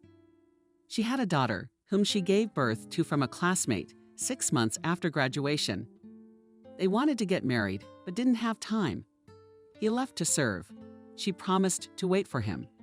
And when she gave birth to her Nancy, the news of her husband's death in a hot spot came. His mother was raising him alone. A week after the terrible news and died. Maria, too, had only counted on her mother. Their father abandoned them a long time ago and left for parts unknown. And when Nancy was 3 years old, doctors made a terrible diagnosis. The girl had a serious heart defect. You only live to be 10 years old with a heart defect like that. That's if you don't get an operation. You can wait for years for a quota. For an urgent operation, the sums required were unbelievable. You can't earn that kind of money in their village. Not in the city either. But Maria looked for a way and found it. She decided to become a mom. She honestly told Andrew about her situation. He got into the story and immediately paid the money, even though it was not according to the rules. How grateful Maria was. Her daughter underwent surgery. The baby was left in her grandmother's care and Maria moved into Andrew and Emily's mansion. She worked hard to fulfill the terms of her contract. The pregnancy was easy. A boy was due. Maria meticulously followed the doctor's orders. She took walks, drank vitamins, listened to classical music. In the evenings, Andrew was interested in her affairs, and Maria gladly told about the events of the day. Emily was also sometimes present at these conversations, but she was obviously not interested. She was in her own thoughts. A new production, a new script, but only as time went on did she become thoughtful and even angry. She was annoyed by Maria's talk and vitamin hemoglobin oxygen level fetal heartbeat. Emily tried to shift all of Andrew's attention to herself. "Why don't you stop, girls?" she said to him, gently kissing his slit. Let him rest a little more and dragged him away. There was no sign of trouble. She, it turned out, was guarding nearby. That time, Andrew had gone to a neighboring town to a new facility. Emily called already closer to evening. Through his sobs, he did not immediately realize what had happened. When it came to him, he became cold with horror and grief. Maria was missing, and a day later, when Andrew, excited and confused, returned home, they received a call from the police. Outside of town, they found a burned-out car with the exact license plate number Maria had left in the passenger compartment, the charred corpse of a pregnant woman. They never found the cabbie. What happened? No one could understand. There was no doubt that it was marshy, blood type matched. They found a purse with a burnt passport. Yeah, it was Maria. Andrew was devastated. He had so much hope for the child this poor girl would bear and give birth to. And then disaster struck. It was necessary to deal with the funeral, and as it turned out, Andrew's urgent presence was required at the facility in the neighboring city. Emily convinced him to go. She promised to take care of all matters with the delivery of the body to Maria's homeland. Andrew was so grateful to his wife, how she was holding on. Good for her. After making sure the police were on the case, he left. He returned a week later. How empty and lonely was their mansion now. Andrew had grown very attached to Maria during that time. Yes, he missed that sweet girl with the growing belly. Andrew himself didn't realize what it was. Probably just as a future father, he was anxiously waiting for the appearance of his miracle. But he did not wait. Emily was surprisingly calm. She was only upset that so much money had been wasted. Not for nothing, Andrew told her at the time. "We helped Maria's daughter, though it's scary to imagine the cost." "Oh, you're getting sentimental." Emily grinned. "Come on, let's forget it like a bad dream." And Andrew agreed, especially since the details of that terrible story never appeared. The police filed the unsolved cases in the archives. Time passed. It took 3 years for him to dare to talk about the icon again. And again, Emily resisted. Andrew persuaded her that his age was no joke. He was in his 40s and she was in her 40s. It's time. This time it's definitely going to work out. Only now they won't let their mom go anywhere alone. And there's no telling what would have happened if Andrew hadn't caught Emily in their bed with her driver's young lover. Hired by him. At first, Emily cried and swore that it was a one-time thing, that she loved Andrew. And then the same driver confessed that he had been sleeping with his wife for 6 months. And before that, she had an affair with the director, and even earlier with a colleague on the stage. And before that, Andrew had horns like a marshal. And the annoying thing is, he never noticed. How so? He couldn't live with that woman anymore. Some childish betrayal Andrew wouldn't forgive. So he filed for divorce. Didn't leave her with one suitcase, gave her a nice payoff. She won't need anything, but he can't see her anymore. Yes, a lot has been lived, a lot has been experienced. But how many lies have there been? And Emily, realizing that she was a very wealthy lady, was not at all upset by the divorce. She's free now, good, rich, no need to have kids. And so 2 years passed after the divorce. Andrew lived alone. He wouldn't let any women near him. Although many beauties sighed at the sight of a wealthy, handsome man, he devoted himself to his work. What changed in his character? The formerly good-natured, understanding boss was now a dry man's sugar. Tough, principled, demanding. He was wounded right in the heart, and it wound up. Everything in his office had to work like clockwork, and no one had the right to disrupt this work. Employees in the office were afraid of being late and were not delayed for a minute in the morning at lunch. Not to mention reports and projects that were issued strictly on schedule. Kate worked for Andrew as a secretary. She knew him from before, and now a striking change. So surprised her, but had to conform. It was so hard though. Kate had a daughter growing up as well. Anna went to the preparatory group at the kindergarten until 2 years ago. Sometimes Kate could bring her daughter to work with her if the kindergarten was on quarantine and her husband was on a business trip. Now she had to make it work. Andrew kept a strict rule. No outsiders should be there, especially not children.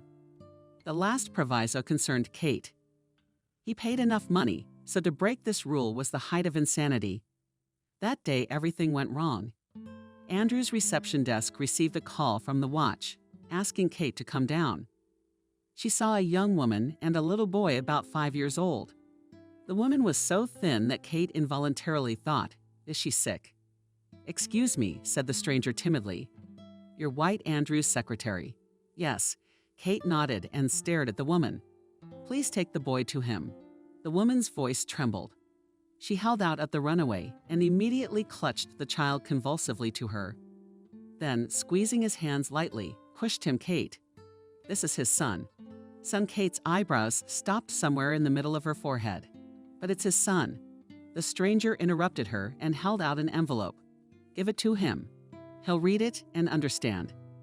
She lowered her eyes, then rushed to the boy, hugged him, kissed him, and rushed away to the exit.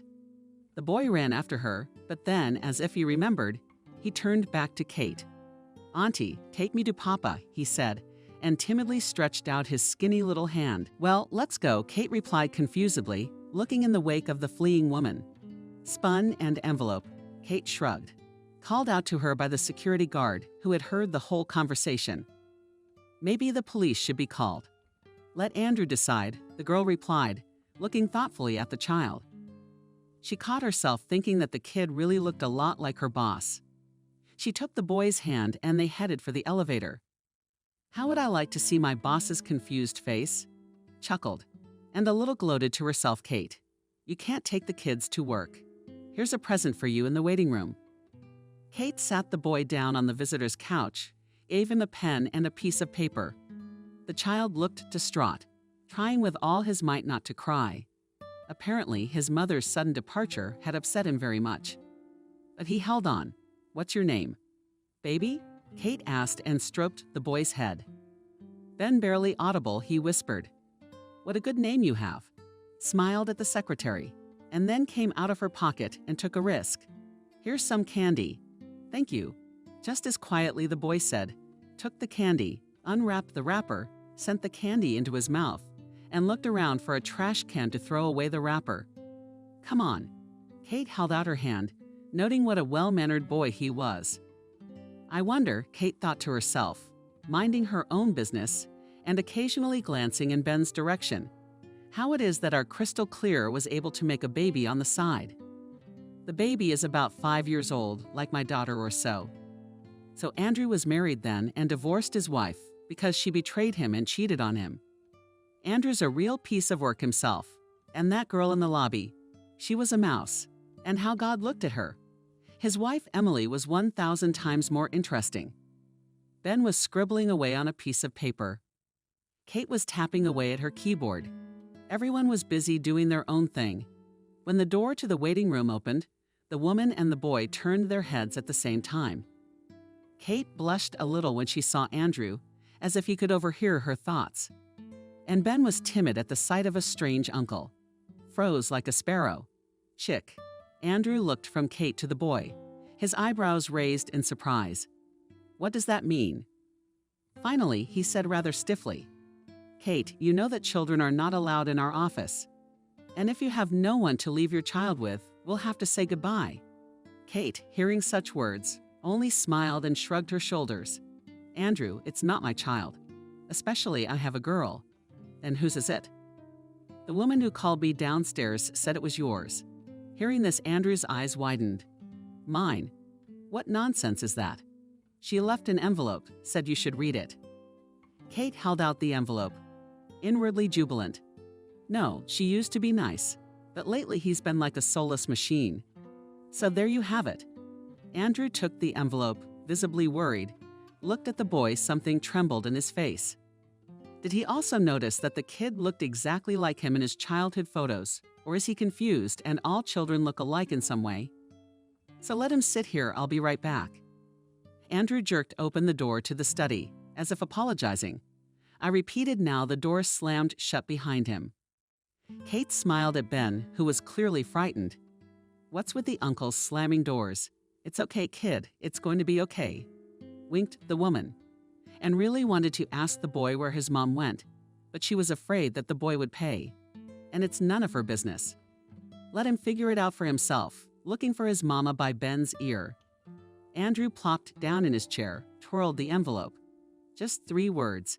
Andrew White. What nonsense. He finally opened the envelope, unfolded the sheet, and his eyes quickly ran over the smooth, neat letters. From the first lines, he was literally numb to what he was reading. As he read on, he felt like he was going crazy. Hello, Andrew. I'm sorry I couldn't meet you in person. Yes, what you did back then was wrong, but I should have been grateful to you. You saved my daughter by paying for the surgery, but I couldn't give you my son, especially when I found out. I think you know what I mean. I'm sorry. I thought I could raise 2 kids on my own, and I could. Well, damn disease. I'm probably gonna die soon.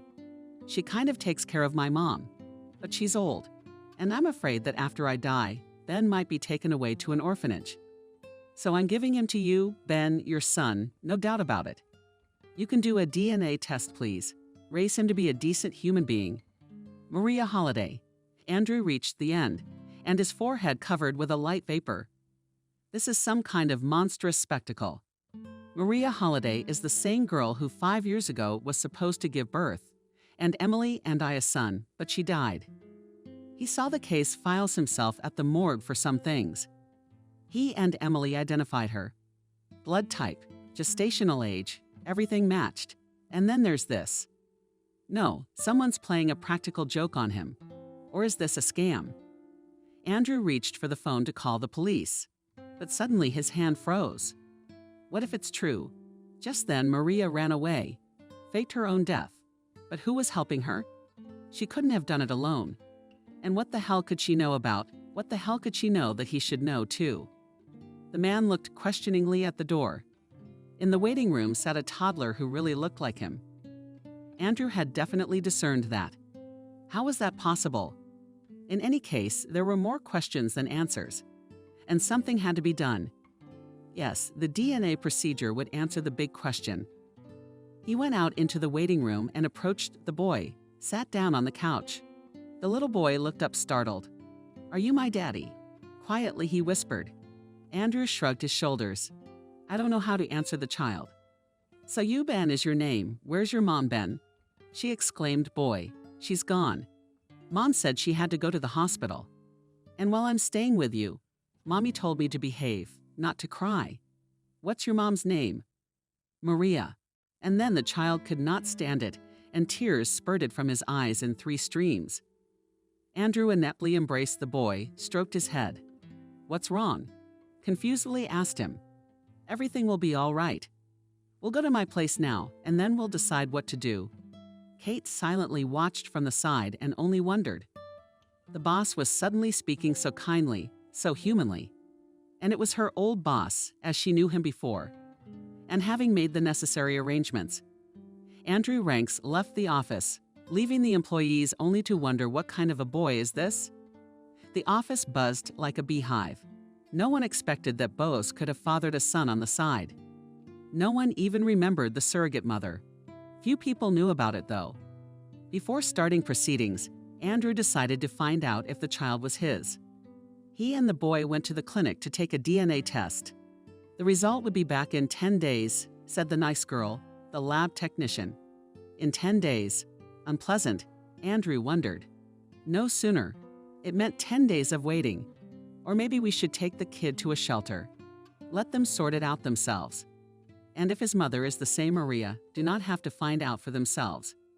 The mansion was surprised to see the owner so early and with a child. "Andrew, what is it?" The maid Jenna asked shyly. "Something has happened," Andrew sighed. "I don't know what it is yet. Feed the boy, keep him busy. I'll have to find out something." Jenna didn't ask any more questions, just nodded her head. Andrew went into the office, found some old papers. Among them must have been a copy of Maria's passport. It's definitely there. Andrew looked at the registration in some backwoods, wanting to be surprised. It would have taken him 24 hours to get there. But before he went looking for Maria, he went to the police. He had to find out the details of the unsolved case. Who was actually found. He was sure Maria was dead, but Emily was more in touch with the police at the time. He had an urgent job to do. The investigator listened to Andrew and raised his eyebrows in surprise. "And I was on the case at the time, and I remember it well." "Yes, you identified the corpse as Maria, but then new details came to light." The investigator said that Maria was found alive and well in the village. "She just filed a report about the loss of her passport. We called your wife. We couldn't reach you. She said she'd pass everything on to you." Nothing was passed on. Andrew shook his head. "Was that for?" No. I called you later and asked you how things were going. What else could I say? I said I didn't know anything. But why didn't you tell me about Maria?" The investigator's eyes ran strangely. He lowered his head and then firmly said that he had so much work that he didn't have to talk about the same thing 20 times. Slammed the door. He walked out of the office. He didn't like that investigator. To hell with him. The main thing was that Maria was really alive, and now it was necessary to find her so that she could personally explain everything to him. What's the big deal? Did he know what she was running from? And then he stopped. Another thought adored him. It turns out Emily knew Maria was alive and was hiding it. What the hell was that? He had to talk to his ex-wife right away. Her phone was silent. And when he arrived at the apartment, he bought Emily himself as a payoff. He didn't move any further from the locked door. He pounded on the door in vain, rang the bell. "What are you guys doing in the hallway?" An old woman looked out of the apartment across the hall. "I'll call the police." And only from there Andrew answered tiredly. "Do you know where the mistress is? And who are you?" Ex-husband's ex. Emily has been gone for a week, as if on vacation somewhere in the Arab Emirates. The grandmother looked at Andrew with some gloating. She found herself a good man. He is her boss and loves her very much, so they left together. "I'm glad for her," she grinned. Andrew replied. "I don't know when she will arrive. She doesn't report to me." Andrew went down the stairs, and the neighbor woman muttered something else in his wake. She left such a nice woman, and now she's running away. And Emily is beautiful. He plays in soap operas. He came to his senses, but it's too late for him. All these men are the same. Andrew from Emily's house went to a children's store and asked the saleswoman to pick out clothes for a boy of about 5 years old. He such on his fingers, explained Andrew. The girl understood, nodded, smiled. And soon 2 full bags of clothes were lying on the cash register. Maybe some more toys, the girl suggested. And I do not know what at this age they are interested in. Andrew wondered, and his gaze stopped on Ben in the tank. No, that's for toddlers. Following his gaze, the girl laughed. Here, look here, cars, robots, airplanes. We have new models or helicopters with remote control. I think your boy will be delighted. I got mine. He and my husband almost got into a fight, and my husband loved it. He's the same boy, only 30-odd years old. I'm sure you'll love it too. Come on. Andrew bought some helicopters, some cars, and a couple of obscure robots. Already leaving the store, laden with packages. He sadly thought of Ben how much he missed. Yes, rattles of pyramids, it is probably also so interesting. The final chord was a trip to the pastry shop, where Andrew bought a huge cake. When he got home with all his purchases, Jenna the maid gasped, "How much is that?" And Lucy the cook was even a little offended. She can't bake a cake like that by herself. And it's bad for the boy to eat sweets, she grumbled. I fed him chicken soup, and cutlets, and some compote. He ate it all, smiled Andrew. Yes, covered like a sparrow chick, sighed Lucy. Youth is a good boy in general. Andrew, will you clarify so that we understand this is your boy, Lucy? I don't know yet. Andrew shook his head. The cook nodded her head understandingly, though she honestly didn't understand anything, and neither did Jenna, who preferred to mind her own business. But she was honestly practicing with the boy. She even enjoyed talking to him. Such a sweet, well-mannered child, and so much like his master. What's the story? Everyone was interested, but they minded their own business. Ben was watching cartoons in the living room, laughing at the adventures of the heroes. He didn't notice anyone around him. The little boy seemed to have forgotten what he had been through. Or maybe he was just distracted by seeing Andrew. The smile slipped off his face. Hello, he whispered shyly. Hello, Andrew smiled, lightly touched his head, stroked it. God, what silky hair and eyes, as if he were looking at his little self. Andrew swallowed the sudden lump in his throat. What expertise is there in this? He can already see that the boy his Andrew sat down next to the child. Are you watching cartoons? Barely audible, answered the child. Ben, what are you doing? Andrew was surprised. Are you afraid of me or what? I don't know, admitted the boy. Don't be afraid, I won't hurt you. Andrew put his arm around the boy's shoulders. Listen, I need to talk to my mom. Do you know where to find her? I don't know. Where did you live? That's the name of the village on Maria's passport. Who did you live with? With Mom, Grandma, Nancy, Miss. Andrew looked sympathetically at the boy. Well, nothing, brother. Don't worry. Everything will get better. I bought so many things there, by the way. Come on, let's go look. And some toys, just like the clerk at the children's store said. Ben liked the helicopter the best. His eyes lit up. A smile appeared on his face. Andrew also liked launching the plastic machine. In short, they had a lot of fun. They almost broke the expensive vase in the living room, and it would have broken. No big deal. Andrew was laughing. And with him Ben, who now was not afraid of this big strange uncle, whom Mom said to call Dad. The servants, on the other hand, were in mild shock. They had never seen Andrew before. The fool was learning like a boy to put a boy to bed in the evening. Andrew was reading a story aloud for the first time in his life. With such pleasure he, turning the pages, himself immersed in the adventures of the Tsarevich of the Grey Wolf. Ben's eyes were closing. Sleep, son. Andrew whispered and adjusted the blanket. Son, what a sweet word it turns out to be. And that night he slept the sweet sleep of a baby and woke up the next morning with a clear understanding of what to do next. We should go there awkwardly and right now. Settle things at work, leaving Ben in the care of Jenna. He went to find Maria. He could have taken the train, but Andrew decided to drive halfway, rest in a roadside hotel, and then on his way, driving with confidence. He couldn't forget the goodbye vote. Are you leaving me sobbing too? Asked the boy. Don't go away. You and I played so well. I'm back. Baby. Andrew hugged the boy and gave him a ringing kiss on the cheek. A few days, and we'll be together again. Yes, now Andrew was sure that he would not part with the boy. It's his son.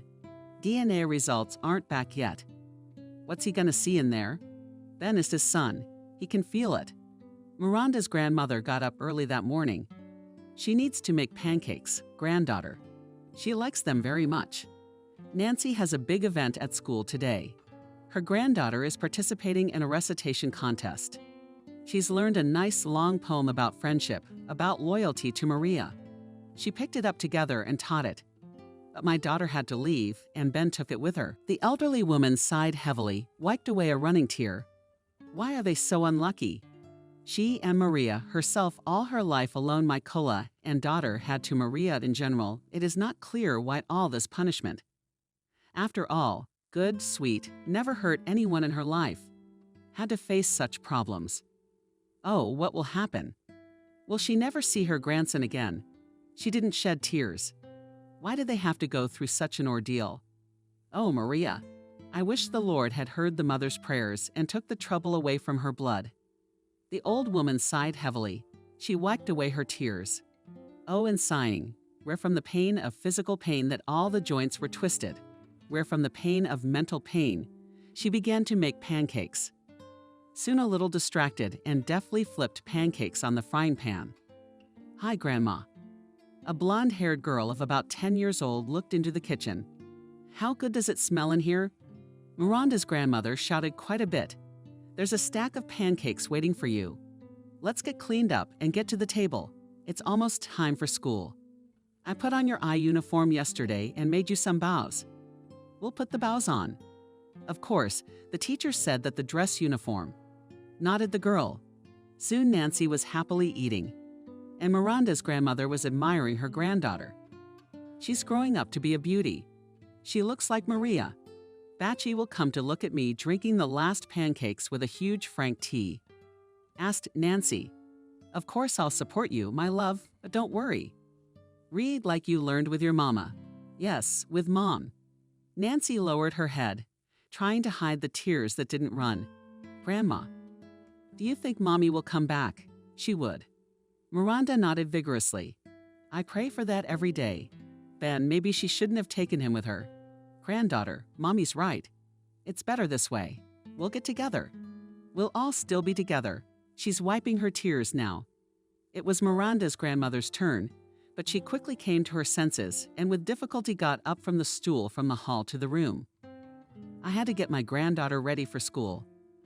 After crossing her grandson in her wake, the old woman knelt for a long time on sick knees near the little icon. What was her heart praying for? What was her soul crying about? And Nicholas the wonder worker nonchalantly looked down from the icon. Listened and realized if he could help. Only the Lord God could decide. It came out in the process. After calming down, Grandma Miranda headed off to school. Nancy was at her best today.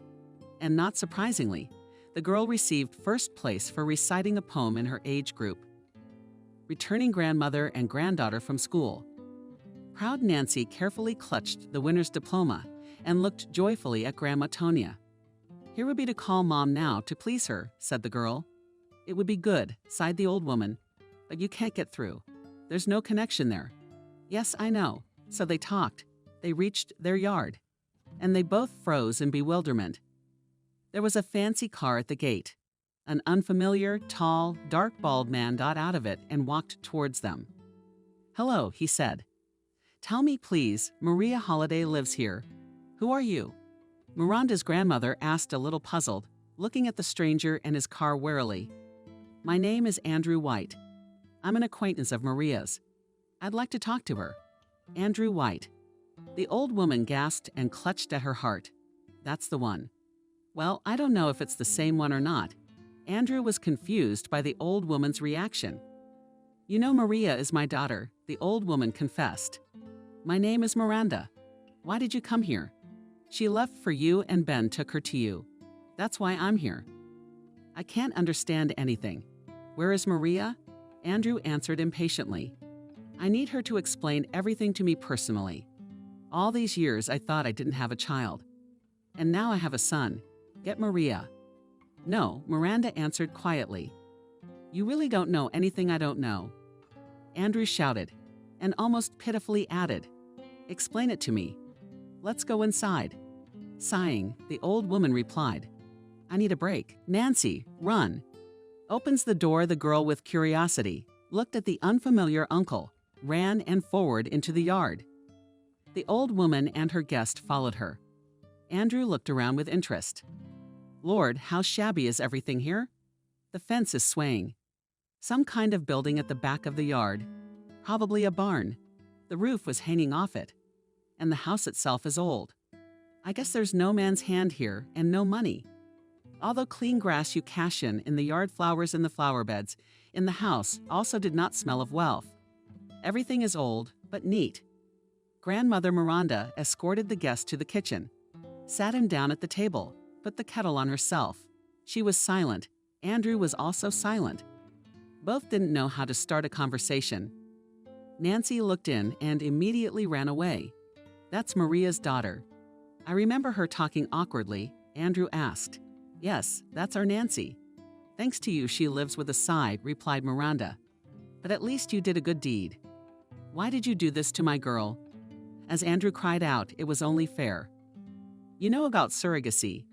I know. I was against it at first, but Nancy had to be saved. I agreed to do it with my daughter on my own dime. Who knew you'd cheat her like that? Ben is our joy, though. Everything was fair. She's carrying our baby. And we were counting on what she did. Ran off and faked her death and faked her death. The old lady sat on the stool, pale with surprise.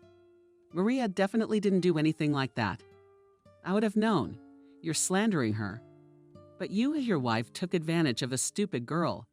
How did we take advantage? Maria realized she was acting as, excuse me, an incubator for our baby, and she basically took it for herself. That's how it works. And that's after we paid her. You really don't know anything, do you? The old woman said thoughtfully. Would you ask your wife then? I can't. We divorced her and she left. And then I got an incomprehensible letter from Maria at work. You can't imagine the shock I felt. I thought Maria and the baby died in that car. I don't know anything about the car, but about Maria and the baby. Look if you don't know. My daughter told me everything when she came back to the village with a belly, crying on my shoulder. And I listened and cried too. These rich people. Why do they think they can do anything? Yes, speak, Andrew pleaded, and Miranda's grandmother began her story. On surrogacy, Maria was desperate. She had to save her daughter. And to be honest, she didn't fully realize the gravity of what she was doing. She'd made her mind up. The child she would carry was someone else's, yes, incubator, but she would do anything to save Nancy. When Andrew paid for the surgery while still early in the pregnancy, Maria idolized him. It was a miracle. The young woman vowed to herself that she would never do anything bad to him, and the baby would be born and given to him. Time passed, the baby developed, everything was fine. Andrew turned out to be a wonderful man. He took an interest in Maria's affairs. They often talked in the evenings. About nothing. Maria noticed that Andrew's wife, Emily, was tense, but she was calm about it. There was nothing between her and Andrew. That Emily takes little interest in the child, so not herself, because she carries him for Maria's sake, and their awakened maternal instincts. But the maternal instinct woke up, Maria's own.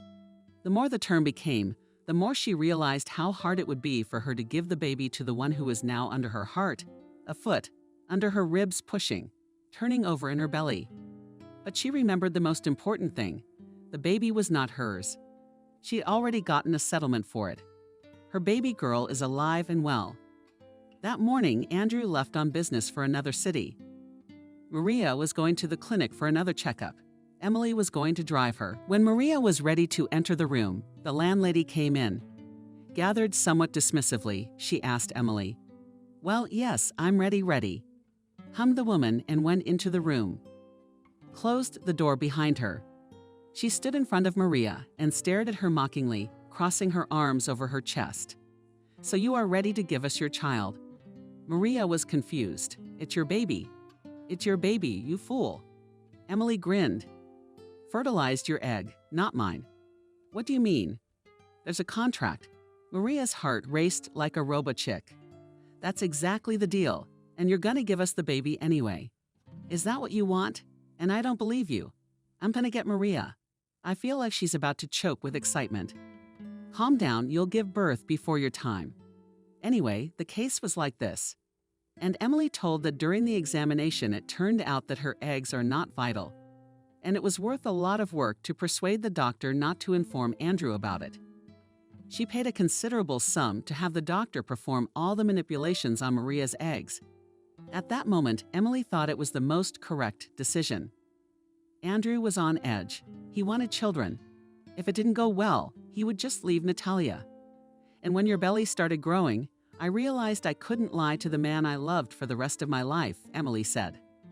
I told him everything. And what? Maria looked at the woman with eyes full of horror. He laughed foolishly and called me. He said it didn't matter whose egg was whose. The only thing that matters is that it's our child. And even if you ever found out the truth, he'd hire the best lawyers, and you still wouldn't be allowed near the baby. Laughter. Theatrically, Emily. Yeah, that's what he's like. Why are you telling me this now? Maria whispered. I could have known nothing. Now you know, and decide for yourself, shrugged Emily. You understand? And I realized that I would never love that child. This whole eco thing was my husband's idea. We've lived together for so long and will continue to do so. Why do I need diapers and diapers? I was made for love and the stage. It's all so drab. Anyway, so I thought I'd give you a chance to get away with it. Do you want this baby? Of course I do. I'm carrying it around in my heart, not knowing it's mine. I loved him more than my life, and now I can't give him up. Maria said that quietly. Are you telling the truth? Oh my God. Of course I'm telling the truth. And Andrew knew it was my baby. Of course I confessed to him. It doesn't matter to him who the mother is. What matters is that we're gonna be together. Don't you hear me? I don't want a baby. Go to your own damn place and live there and raise it. You got the money and the baby's a bonus. Andrew, he'll look for it and he'll find it. Don't worry about that. I've got it all figured out. But it's none of your business. And Maria agreed with Natalia. On the way to the train station, they stopped by the clinic just in case, and the same doctor confirmed Emily's words. Yes, Maria was carrying her baby. Yes, she could have made a scene. But what would she have accomplished? The baby would have been taken away from her anyway. And now that she knew the truth, she couldn't just give it away. So she decided to go back to her mother in the village. She was very hurt that Andrew had done that to her. When he knew the truth, he could have talked to her. Maria thought they had a relationship of trust, but they didn't. What did she expect, though? He loves his wife. Yes, Maria was afraid to admit to herself that she had managed to fall in love with Andrew. And now a cruel disappointment awaited her. She would hide, disappear, dissolve. Emily. I bought her a ticket myself, put her on the train, and Maria went home with a baby under her heart. Her own baby. In the village, when they saw Maria with a belly, people were talking, wondering who had given Maria the baby. I guess she'd been twirling her tail in town, so I screwed it up. It's just a matter of life, though. Maria wasn't the first or the last, but at least she had one trailer. Now it's two. But Miranda was more or less healthy at the time. She fought back, took a bite out of her glasses. That's it. Gossip Girl. Gave birth to a healthy boy, Ben, at term, and named him Ben. And all these years she raised her children. She put her heart and soul into them. Nancy loved her little brother too. She became such a wonderful nanny. And Antonina was relieved. I guess that town girl kept her word. They're not looking for Maria. The only thing is that when she was pregnant, she went to the district center to get her passport restored. It took a long time, but then they gave her new documents. Where did you lose your passport? Maria couldn't remember. Probably when she was traveling home on the train through the village. She didn't have time for a passport. Time passed. Maria took the counting courses at the district employment center. She got a job in the office. At the same time, she entered the institute by correspondence. Home, children, work, study. I was terribly tired. But nothing, I managed. And Miranda helped around the house. Although over the years, my legs began to hurt terribly. Doctors diagnosed Arthur, and it's hard to cure it, and it takes a lot of money. And diabetes got attached to the old woman. In short, the diseases clung to her. How was she? Maria had to do more and more herself at home and in the vegetable garden. It's good that my mom at least cooks. And then she got so weak that she could hardly get out of bed in the morning. I thought it was from overexertion, from fatigue. I bought some vitamins, but they don't help. I went to the district hospital. They at first also sang about avitaminosis and daily regimen, and then Maria's tests came back, and the doctors suspected something more serious in the city she was sent. It turned out that Maria has a tumor in her head, which can only be told after surgery. Although the doctors averted their eyes, saying that by all accounts the tumor is malignant. And even if we do the operation, there's little chance. And I need a lot of money for treatment. Where do you get them? From a single mother with 2 children, with a sick mother to boot. Maria soon realized that her business wasn't good enough. What to do? The young woman imagined, like the orphan, these were her children. And what then? Take them to an orphanage. They'll take them away. Mama's sick. She won't let her have custody. And Nancy feels sorry for Ben and myself a little bit. I came across an article on the internet about an old man who lives somewhere in Dallas. He cures people. He's not a quack. Not everyone is taken for sure. But if he agrees, then a person must trust him completely to break contact with the world. A year or 2 passes and he comes back. The person is completely healthy. Maria told her mother about this article, yes. Fairy tales, our daughter shook her head. Miranda, she just siphons off money, that's all. Where did I get the money from? He doesn't charge anything for treatment, Maria objected. They write a lot of good things about him on the internet. But how is it in practice? And in reality? Until I find out for myself, resolutely answered Maria. Mom, I've made up my mind. I'm going to look for this old man. Daughter, you're so weak, but you still have the strength to try. Well, maybe you'll agree to the operation. Doctors are not fools, they're not fools either. But they've already written me off, you know. Yesterday at the clinic I was taking pills, and the nurse and the doctor were talking about me. The nurse says holiday. We need to add more painkillers. And the doctor says yes, for 2 more months. And then it won't be necessary. Mom, you know, they knew I was sitting at the door waiting for a prescription. That's what they said in town. They seem to agree to do the surgery and then they add. But you're responsible for the outcome. Nobody's vouching for this kind of surgery. How's that? Oh, my daughter, what a grief, and how did you do it? Miranda sobbed. It's okay, Mommy. Let's hope for the best. We just have to do something about Ben. Miranda then raised surprised and crying eyes at her daughter and told her what she had thought up. Mom, you have to consider both options. What if I don't come back? The guardianship will come to you. I don't think they'll let you keep 2 kids. All right, Nancy, that's more. Maybe they'll agree. Ben will definitely be taken away to an orphanage. What are we going to do? A son can't be an orphan with a living father. I'll take him to town to Andrew. He's his son. He won't do anything bad to him. Miranda was against it. How could she give her grandson to some uncle? Not happen. But Maria convinced her. She had already found out on the internet that Andrew is also a successful businessman. He's rich, and when he finds out he has a son, he should be happy. After all, he wanted him 5 years ago, Emily. But Andrew and Natalia must have divorced. Maria didn't read it on the internet. She wrote a letter to Andrew in which she confusingly explained her action. And then she talked to Ben, told him he had a daddy and he would have to live with him. You cried. Oi, what about Nancy? What about Grandma? They'll come and see you later. Maria lied. She thought she was doing the right thing, and so did I. I'll be back. I just need to recuperate a little in the hospital. Wiping away tears, specified Ben in the hospital. Hugged him Maria. Don't worry. Will they love you there? I don't want to. I need to be with you. You can't be with me, son. But I promise you that I'll always be with you in my mind. Do you believe me? He didn't say anything. He just nodded and snuggled into his mom's fragrant hair. Yes, he would do as Mom asked. The main thing is that she gets well. And he's an adult. He understands everything. He'll be patient. Maria and Ben went to the city. There she easily found the office of Andrew's firm and left her son.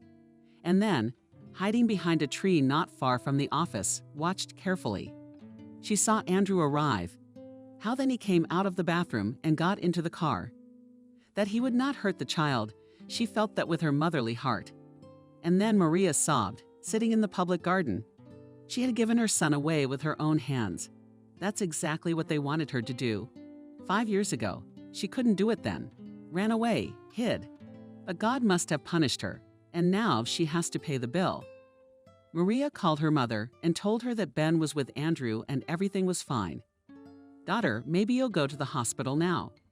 "Didn't she ask?" Miranda begged her. "No, Mom, I'll do as you decided on the wall. Kiss for me and tell her I love her very, very much. I promise I will do everything I can to get back to you." Barely holding back tears, Maria replied, "Just don't call me. It will be easier for me." "God bless you, my darling, my only daughter." Miranda sobbed. "May everything work out for you. I'll pray for you." "My darling." "Thank you, Mommy." That was the end of their goodbye, and Maria's cell phone was never answered again. It was out of range. Apparently, she turned it off so she wouldn't tear her wounded heart out. And Nancy and Miranda said that at the hospital, her mom just wasn't picking up her cell phone, but she would definitely call and it would get easier. And Nancy began to wait. She missed her mommy and her baby brother very much. But the girl believed that Mom would be back soon, and so would Vanda. In the meantime, she will be the main helper of her grandmother to study well and please her with her successes.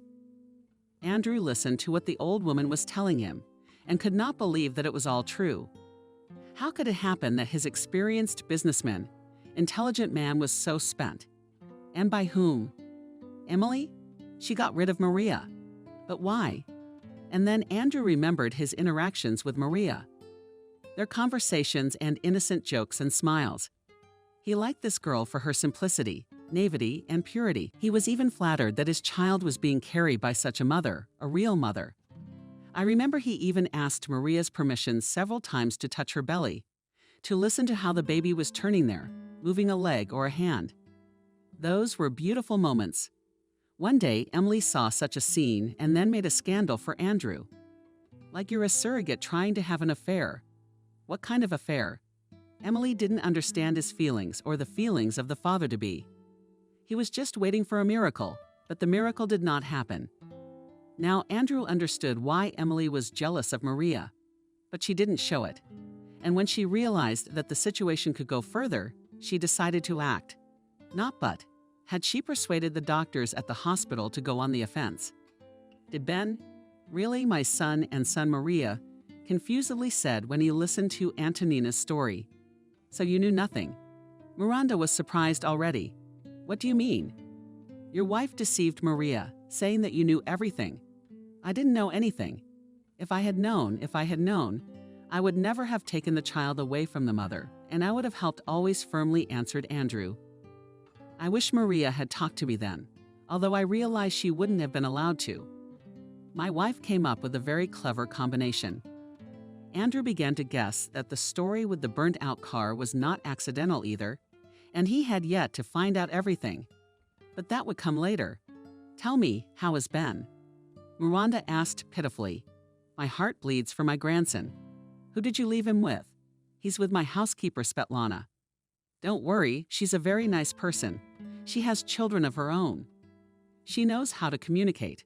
She'll be fine. I bought him some toys, Lucy's clothes. My cook promised to cook all sorts of goodies. He likes dumplings." I heard Nancy's voice. The girl was standing at the door and, as it turned out, was eavesdropping. Nancy awed at the she. "Tonya, why are you hanging your ears?" "But Ben's my brother." "I should know." Nancy threw her head down. "I'm worried too." Andrew turned to the girl and smiled confusedly. "So this is the little girl he helped 5 years ago. What a sweet little girl. How nice that everything worked out for her then. Don't worry." Andrew waved his hand at her. "Come join us. It's not like we're strangers now. We should work things out together." "Work what out?" "Careful," the girl asked. "How can we help our mother? She's used to solving everything on her own. That's the way her life has turned out. She shouldn't have trusted me, but that's all right. We'll find her and help her." Nancy nodded confidently. The girl had been guessing for the last few days that her mother hadn't gone to the hospital. Something else. And then on the internet found her correspondence with some people who wrote to her elders, explaining how to find him. Nancy told Andrew about it because she saw he was a good man, and Ben looked so much like him.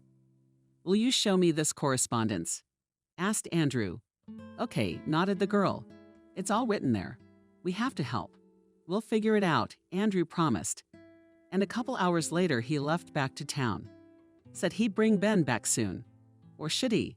He suddenly came to his senses. "It's hard enough as it is. What are you?" Miranda exclaimed, walking him to the gate. "I only now realized what a foolish thing I'd done when I agreed to go with Maria. We'll manage together somehow. And don't worry about the guardianship. The examination will be ready soon, and no one will take anyone to the orphanage," Andrew promised. "But don't get me wrong. I want to know for sure, is Ben's baby Maria? How can I prove it to you now without her?" Miranda splashed her hands. "You can give me a toothbrush on the wall." "If they are their own blood, then there are no more questions," Andrew replied. There were still doubts in his heart. Had he been deceived so cleverly at the clinic? Miranda's grandmother immediately rushed into the house and soon brought out a toothbrush. "Girls, just like Andrew asked. Here's more." Andrew pulled out his wallet and took out some large bills. "Take these for the first time. I also want to send a construction crew to your place. I see you have no foundation, no walls to insulate. Winter's coming." "Oh, what for?" Miranda's grandmother was embarrassed. "We can and should do it ourselves. You helped us so much with Nancy." "It was a long time ago," smiled Andrew. "Life goes on, and don't refuse help. You don't know who owes who." And he left, and Miranda's grandmother stood looking after the car. What a good man is Andrew. Yes, Ben has a decent father. I wish Maria would get well. Did thoughts of her daughter make the old woman sad again? She cried. Why was her beauty so unlucky? And now this disease. And where to find her? The first thing Andrew did in the city was to stop by the clinic where he did the DNA analysis and explained what he wanted.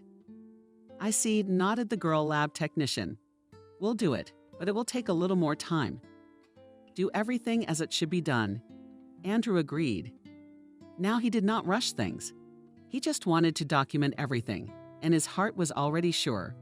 Ben is Maria's own son, and his too. He arrived home while Ben was still asleep. Andrew marveled at the first hour of the day and the baby asleep.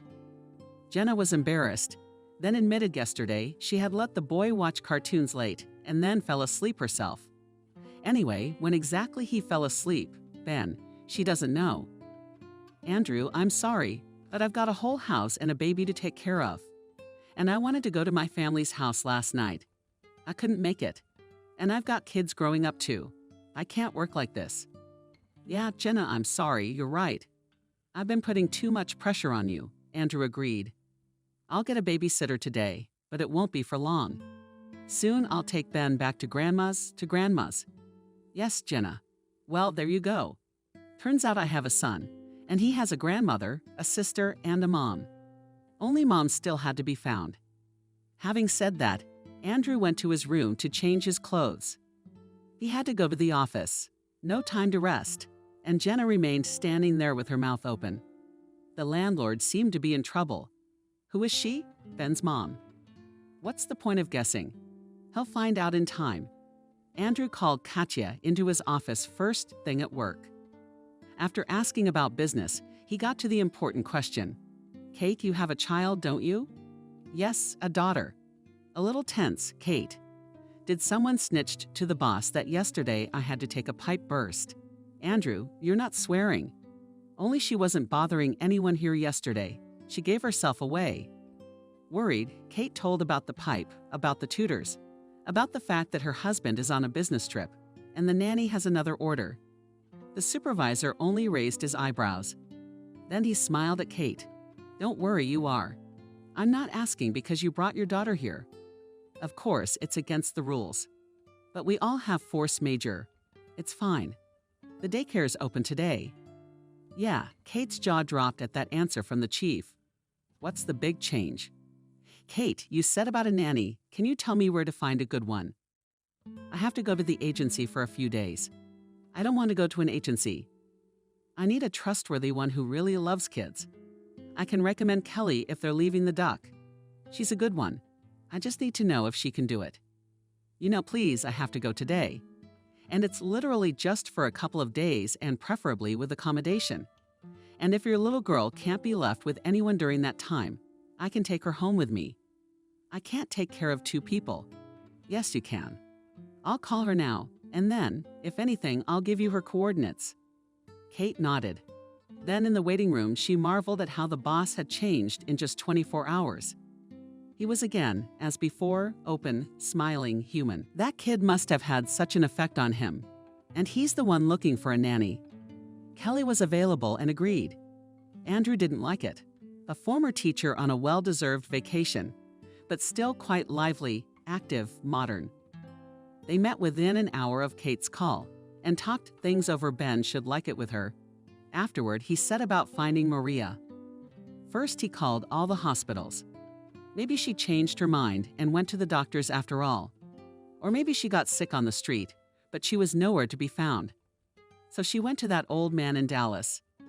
Andrew did not believe in these tales of miracle cures and decided to go looking for Maria.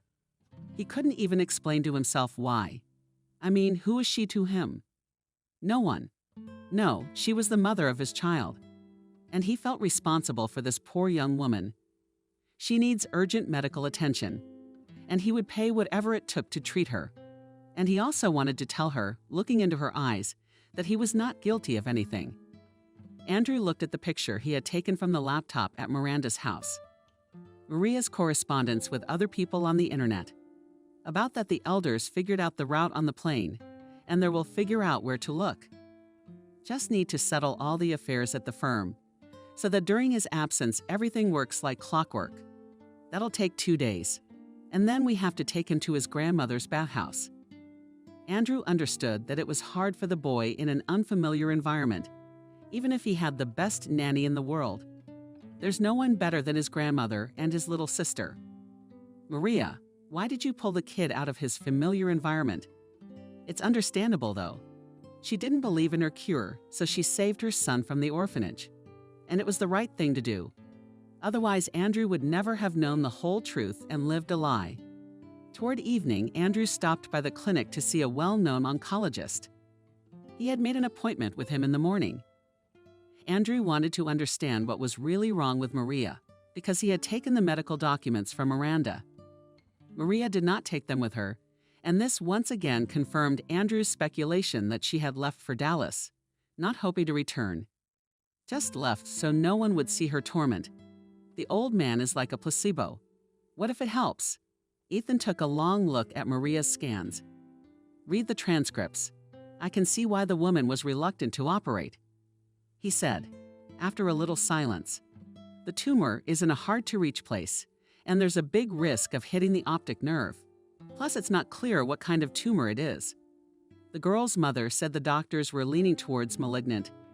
And the labs are bad. Headaches, weakness. It's all circumstantial. She needs surgery. Can you do that? I can do it. But I have a waiting list for a year. But doctor, please. Ethan thought about saying no to Andrew. He couldn't. After all, the new hospital building had been built thanks to the work of his interlocutor. I'm sorry, but this is a rather expensive operation. No, I will not take a penny, but the equipment materials. Finally, he said. I understand. Andrew interrupted him. I'll pay for everything. How much? The sum, of course, was decent. But Andrew was not embarrassed. Ethan was embarrassed when he heard that the patient had yet to be found. She's gone to Dallas. The doctor shook her head. But what kind of people are we? Why do they believe all this nonsense? Desperation, I guess. Your colleagues told her almost to her face that she was a goner. Andrew said, thank you for speaking up. You're welcome for now. You'll be sure to look for her. Time is not working in our favor. Andrew left the clinic both aggravated and worried. Yes, Maria can still be helped, but how do we find her? And that's when he decided to change his plans. He's taking the first flight to Dallas. Ben would have to live in his house without his grandmother and Nancy. Kelly watches him. Whatever Andrew says, Andrew pays her. And the business, it's working just fine as it is. He can manage without him. At night, he puts Ben to bed, and Andrew kisses him gently on the top of his head. God, how wonderful is it to have a son. And in the morning, he flew to Dallas and made all the necessary arrangements at work. On top of that, Andrew remembered to tell and pay for a construction crew to renovate Miranda's house. He promised. In the meantime, Emily was returning from vacation. The woman was a little disappointed with the trip. She had expected more from her new lover. He promised luxurious apartments, romantic walks on a yacht. Emily dreamed of not living on the seashore. You bet, because her next lover introduced himself to her in New York. Not just anyone, but an Arab sheikh. He came up to her after the performance and gave her a mind-blowing bouquet. So in love looked at her that Natalia just drowned in the black pool of his eyes. So she did the math. How much is his wristwatch worth? Everything in New York was great, the restaurants and the bed. Then Ahmed left, but he promised to send her a ticket to the Arab Emirates soon. He wanted to introduce Emily to his country, to his family. And he made some pretty transparent hints. I was proposing marriage, and when the email came with the plane ticket. Emily rejoiced. Fate had once again turned its beaming face on her. Things had been a little bleak lately. There were fewer and fewer roles, and the money Andrew had left her was almost gone. Where had she spent it? Yes, on a young Alfonso who dumped her not so long ago. And then Ahmed. Yes, she still had everything ahead of her. What with all these soap operas and hackneyed shows? She's about to hit Hollywood. Ahmed's gonna help her. Well, on arrival in the Arab Emirates, everything was not so rosy. Ahmed didn't meet her at the airport. He sent a cab. She drove to the hotel, where Ahmed had rented a room for her. And it was far from 5 stars. Emily was in a state of mild shock. She waited for an explanation. It's okay. She's a star, a goddess. And he put her in some shack. Ahmed arrived in the evening and without unnecessary formalities, said that Emily would be his third wife. Now they will go to meet his family. Emily raised an uproar, but a blow to the solar plexus clearly tempered her ardor. Ahmed grabbed her like a sack of potatoes and dragged her out of the hotel. No one prevented him, although Emily tried to shout for help. Everyone around her pretended not to notice. Ahmed brought her to an ordinary 3-room apartment, where in one lived his 2 wives, in another 4 children, and in the third was his bedroom. That's when Emily realized that Ahmed is not a sheikh, but an ordinary office worker. He needed a third wife because the other 2 could not cope with the household. 4 children, and one of them is pregnant again. In broken Russian, Ahmed explained to Natalia that her duties would include washing dishes, laundry, cleaning, and sometimes sleep with him. Although you are old, he said with a chuckle, but once a month I'll let you be with me. Emily's indignation was unbounded. How so? She is an actress, a star, and her servant. And who is some obscure Arab? Emily tried to make a scene, even swung to slap Ahmed. But he was more faithful, and a moment later his wife blushed on Emily's cheek. She spent the night crying on a mattress thrown on the floor by one of Ahmed's wives. And in the morning, the real horror came. Ahmed left for work, locking the door behind him. 4 kids, 10 to 2 years old, all the while yelling, jumping, laughing, sometimes crying.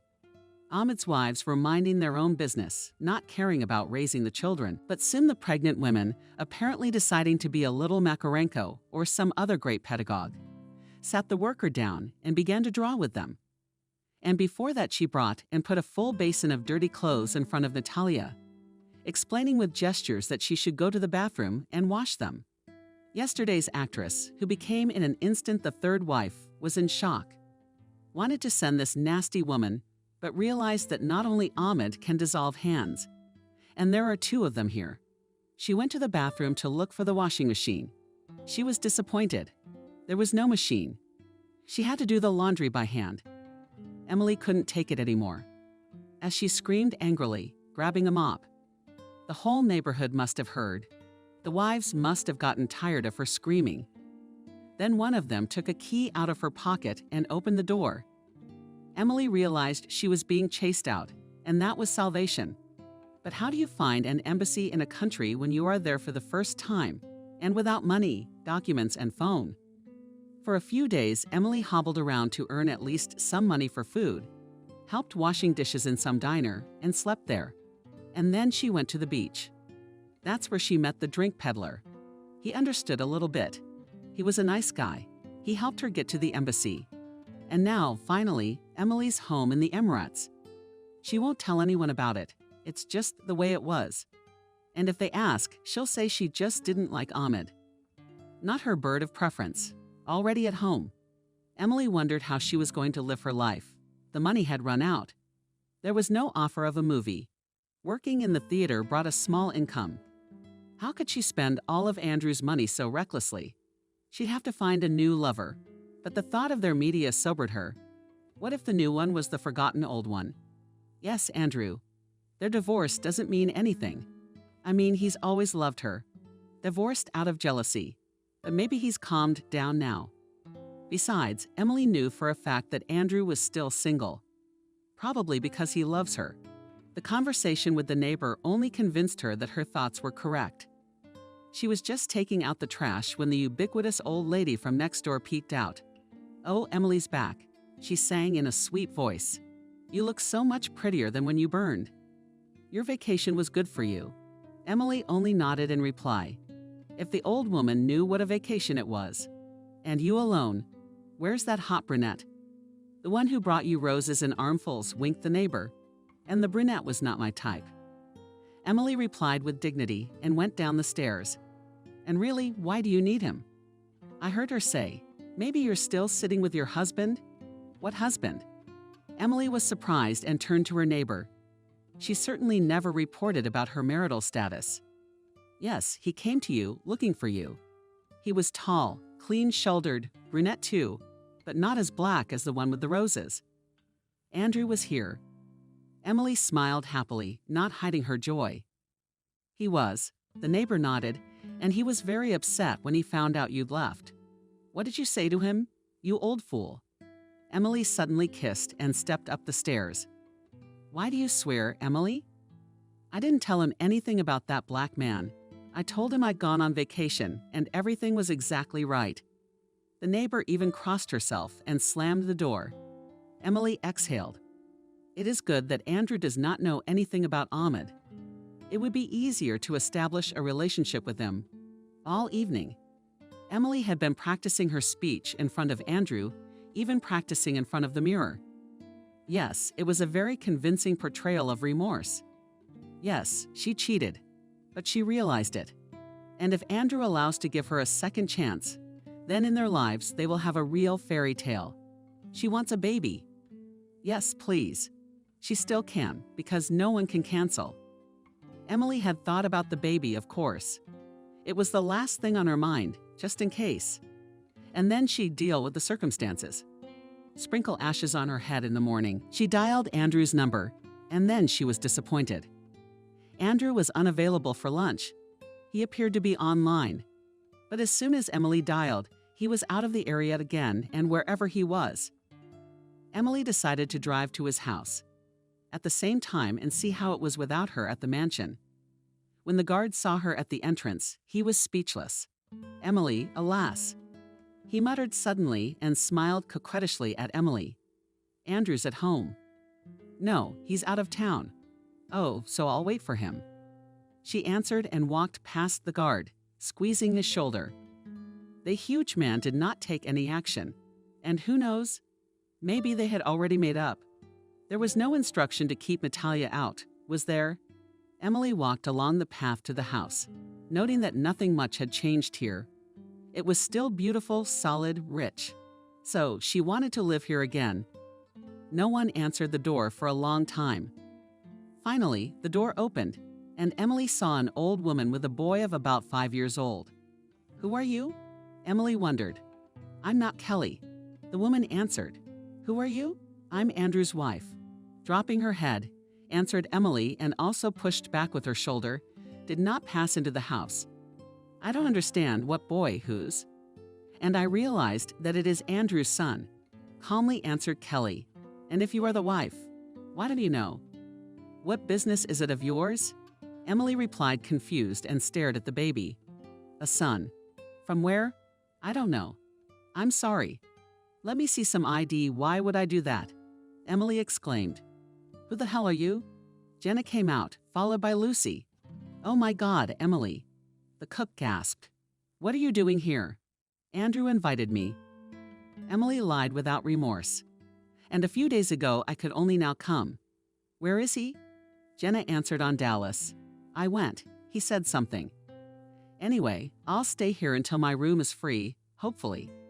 And to the tacit approval of the servants, she went into their former bedroom with Andrew. Emily's decided to go for the high road. She's gonna be at Andrew's feet. But you beg his forgiveness. Just a boy. Who's the kid? Where from? A terrible hunch pierced Natalia, but she decided not to act yet. She'd find out everything carefully. The boy seems to be alone. His mom's presence in the house is definitely not.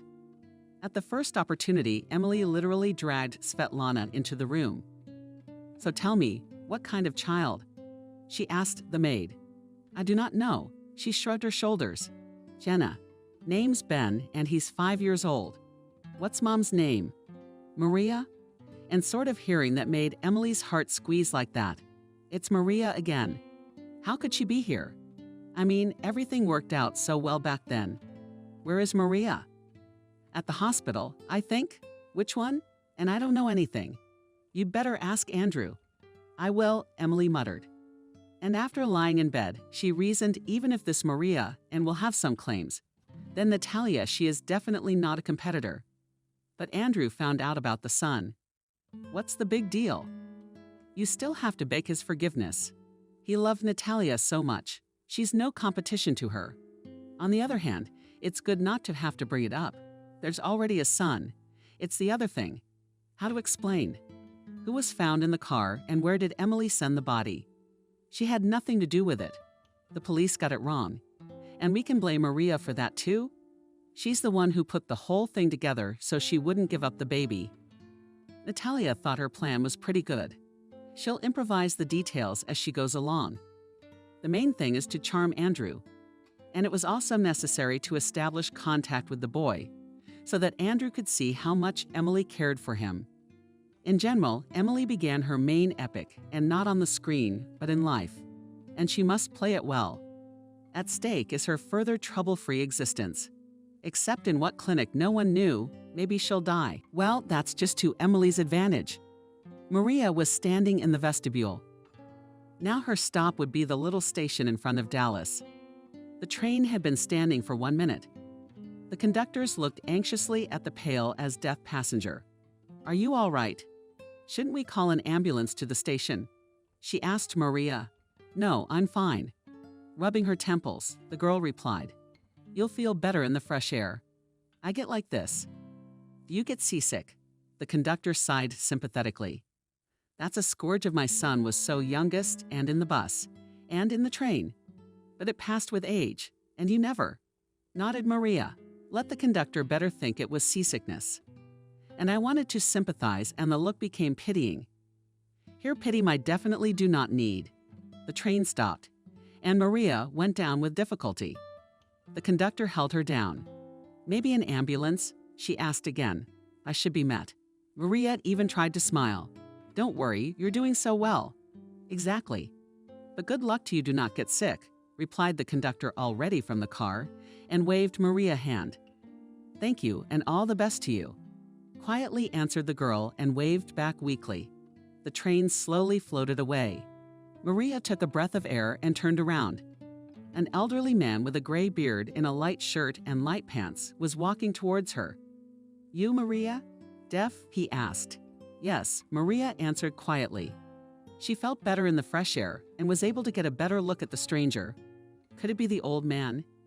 He had answered her when she looked for a way to him, promised to meet him. Yes, it was he. Are you Christopher? She asked timidly. Christopher confirmed the old man. Let's go.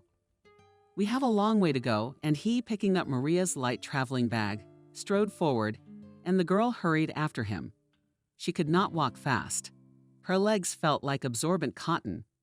The old man soon noticed it and spared her the trouble. "I see you shook your head weakly and long ago. You've been on the road for a long time and you're not feeling well. I'll make you feel better," Christopher promised. And he seemed to promise good things. But his tone gave Maria goosebumps. She stopped for a second. Where had she come to? Why had she rushed for the life-saving straws? Maybe she should have gone to the hospital after all. Christopher noticed the girl's confusion. "What are you doing?" He was surprised. "Are you afraid of me or what?" "A little bit," Maria admitted. "It is I look so formidable," laughed the old man. "Don't be afraid of anything. You'll like it at my place. If I'm going to help you, I'll help you. Tell me, how many from you?" "Well, it's a bit confusing. They go back. Everybody goes back," the old man chuckled. "I feel who my power can help. I send them back immediately, but I'll help you." "Thank you," gratefully whispered Maria. They reached the old car. The old man opened the door and nodded, "Get in." Maria inside did not shrink, realizing that a new attack of Badu and will make you wait. "Don't be afraid, it doesn't rock." Understandably, nodded Christopher. "Here, drink my father." And he handed her a small plastic bottle with brown liquid. Maria twisted the cap. The liquid smelled of honey and something different. Cautiously, she tasted it, smiled deliciously. "Drink it." The old man laughed. "This is a medicine from Mother Nature." And Maria dared to take a sip, and everything swam before her eyes. She couldn't remember anything else. She woke up in a barn on a pile of straw. The moon peeked through the expensive roof. Behind the wall, some night bird screamed. Maria sat up sharply. She felt dizzy and already habitually nauseous. Where is she? What happened? Maria remembered the old man at the station machine bottle created. The old man had interfered with something. Jesus, where did she go? And more importantly, to whom? There's someone at the opposite wall. She's awake. I heard a hoarse female voice. Who is here? Maria whispered in fear. Wendy, what's your name? Maria also came to be treated. The voice grinned. Yes, what a fool. The woman stood up and walked over to Maria. Sat down next to her. The girl could see her in the moonlight. She was about 40 years old. Long blonde hair, big eyes, painfully thin. Wendy was wearing a white hoodie. Maria lowered her eyes and realized she was wearing the exact same clothes. I don't understand what's going on, she whispered and got the wrong place. I was told that Christopher cures, cold cures. So again, Wendy grinned. With fear and labor therapy. How's that? You'll find out in the morning. Don't scare the kids before they're ready. I thought I was going to die of fear when I got here too. But I'm hanging in there. It's been almost a month now. I found Christopher on the internet too. That's what they said. It's good. A kind grandpa helping selflessly and all that. But in reality, he's a real slave driver. He's a creep. He's the last one. And Wendy told her story. 2 years ago, she had some kind of suspicious mole. She had surgery, then chemo, and the disease seemed to recede. But a few months ago, it came back in a more aggressive form. Doctors again suggested chemo, but honestly said it wouldn't help for long. And then Wendy found some beautiful Christopher tales on the internet. She believed it, hesitated for a long time, and then decided to die anyway. What if it was a chance? Wendy had no family. No one would talk her out of it. So she rushed to the old man. He met her at the station, gave her some kind of drink, and then she was in the barn. And then Wendy found out how Christopher was treated. He lived with his wife in the middle of nowhere, nearby mountains. The house is a sturdy homestead with a high fence fenced off from curious random travelers. Protection behind that high fence. Christopher used the labor of the unfortunate people who sought his final salvation. He set up in his yard a real mini factory for the production of various souvenirs and things that tourists like to bring from Texas. His wife taught him where she could sit with the needles. But more unfortunate women did all the work. Those who couldn't knit learned quickly, because the tiles were also used. No one tried to run away. Christopher had the clever idea of employing women who were already well off. They could still do a lot of work while they were sitting there, by the way. They couldn't run away. For the big criminal ones, he gave them some kind of tincture that made their heads foggy. Are there many of them here? Maria asked with fear after listening to Wendy. It's just you and me now, and there were 2 others. Genia disappeared a week ago, and Lena disappeared 3 days ago. Where did they go? They must have died, Varia replied with a sigh. Christopher sees when a man gets weak and takes him to another barn. To die, probably. Then he gets rid of the body. I don't know how, and I don't want to know. There's a mountain river nearby, though. You know which one will carry him away faster. It turns around, throws the bones on the rocks. No one will find them. Or bury them in the taiga. My God, how many people died here? Maria? I don't know. I'll tell you one thing, he's been living here for 5 years. Camille, his wife, mentioned it once. Christopher Camille is exactly what you make up to be important. That's all.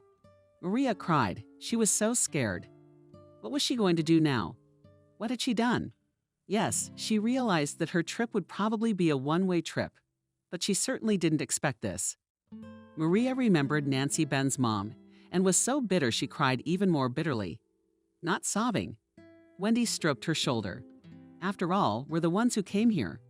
And they don't mock you like that with a whip sometimes. When you work badly from these words, Maria's hair on her head started to stand on end. So she came to the good old man for treatment. No, I don't understand. But why has no one yet found out what this Christopher is doing? Wiping her tears, Maria said, After all, people disappear. Who will prove that they were here? Sighed Varia. There are no witnesses, as you understand. Well, a man went to Dallas. A sick man will die soon enough. Maybe he didn't make it. So he's reported missing, and you're talking about it so calmly. Aren't you scared? Not anymore, and you'll calm down soon. Wendy hugged the mouse. So they, sitting against the wall in the barn and forgot heavy sleep, fell to the wooden wall of the barn. In the morning, the door creaked open, and the gray-haired old man peeked in. Come out, you've had enough sleep, he shouted in a loud voice. The women obediently reached for the exit. The yard was wide. Purely a meeting. In the middle of the table, a wide awning over it. A little farther away was a good-sized house made of cargo. On the porch stood an immense size, promised Camille. Maria guessed. Babbage approached Maria and looked at her closely. Totally white, unhappily, she said to Christopher, It will not last long. Let her be like that for now. Then we'll find another. He waved away. There is still a lot of work. While the weather allows, we need to impose more, so that in winter there was something to sell. That's right, too. You don't bring those 2 faces into the house in winter. Camille nodded. They talked to each other as if neither Wendy nor Maria understood them. And that made Maria even more frightened. Like wordless animals, she. So first, they will order you to come, and then I'll give you coffins to eat, said Camille Marsh to them under the canopy. Wendy obediently went, and Maria stayed where she was. Do you need a special invitation? Shifted his eyebrows menacingly. Camille asked. I won't work for you. Quietly but firmly said Maria. Maria, why are you looking around? Scared, Wendy? Come on, it'll be worse. Did you hear what your friend says? Christopher grinned. And ideas. Or I'll fly you, I will not go. Dropping her head, answered Maria. The next second, she felt the strokes of the whip. Then another and another. My eyes went black. I felt dizzy. Maria fell. Christopher, cursing, dragged her into the barn. Where did you bring such a stiff from? Shouted Camille. It's no use, you see. She won't be anything in the itch. The old man answered her. The mouse fell into a heavy sleep. She did not hear Christopher start his car and drove away. Camille walked around the yard. Everybody was howling at Wendy, and the river and the tall cedars rumbled nearby. At this time, at a small station, a passerby at Andrew's place. From the few passers-by, he asked about a certain old man who cures, but no one had heard of such a man. They just shrugged their shoulders. Somewhere around here, he lives apart from everyone else, Andrew explained. Yeah, there's a lot of them. Only people dismissed it. But one woman suggested that Andrew was talking about an old man living with his wife in the mountains. But he doesn't heal. You've been told the wrong thing.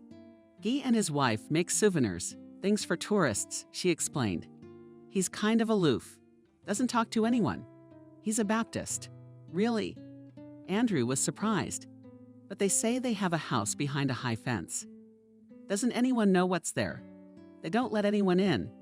But they make good souvenirs and knit very nice mittens and socks. Oh, there he is. The woman waved her hand in the direction of an old car. A tall old man stepped out of the car and headed leisurely towards a building with a loud name of Internet Cafe. Andrew even grinned. The old man went social networking. And then it hit him. And this is how this grandfather can look for his so-called patients. He's a murky old man, so it's obvious that it's useless to talk to him. So Andrew decided to take a little gamble. He waited until the old man came out of the cafe and slightly swaying moved towards him. "Excuse me, are you the man who heals?" he asked. Then he coughed. The old man looked at him carefully and was silent.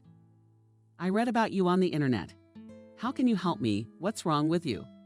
Finally, the old man said, "I'm oncology. My lung doctors won't do anything. They said 2 months and that's it." 2 months? You're saying that in your head? Questioned the old man. "Well, let's go. I'll help you as much as I can." At the car, he handed Andrew a bottle.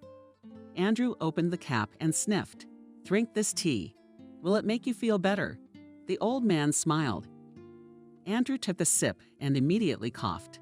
"Like you were sticky," grumbled the old man. "You can't tell." He gently pushed Andrew into the seat and he fell into the cabin. Already lying on the seat, Andrew spat out the liquid he had not swallowed. Then he looked carefully out the window, opened one eye slightly, followed the route. The old man did not even turn around. Why his decoction? It works without fail. They drove for a long time. Finally, some house made of clay. A woman's voice. The old man was explaining something. Then the woman approvingly. "Aha," poked. Peeked into the parlor. "What's he like?" "That's right. We've got a new well to dig. He should be able to do it. He's huge, and you can't tell he's cancer. He's definitely sick.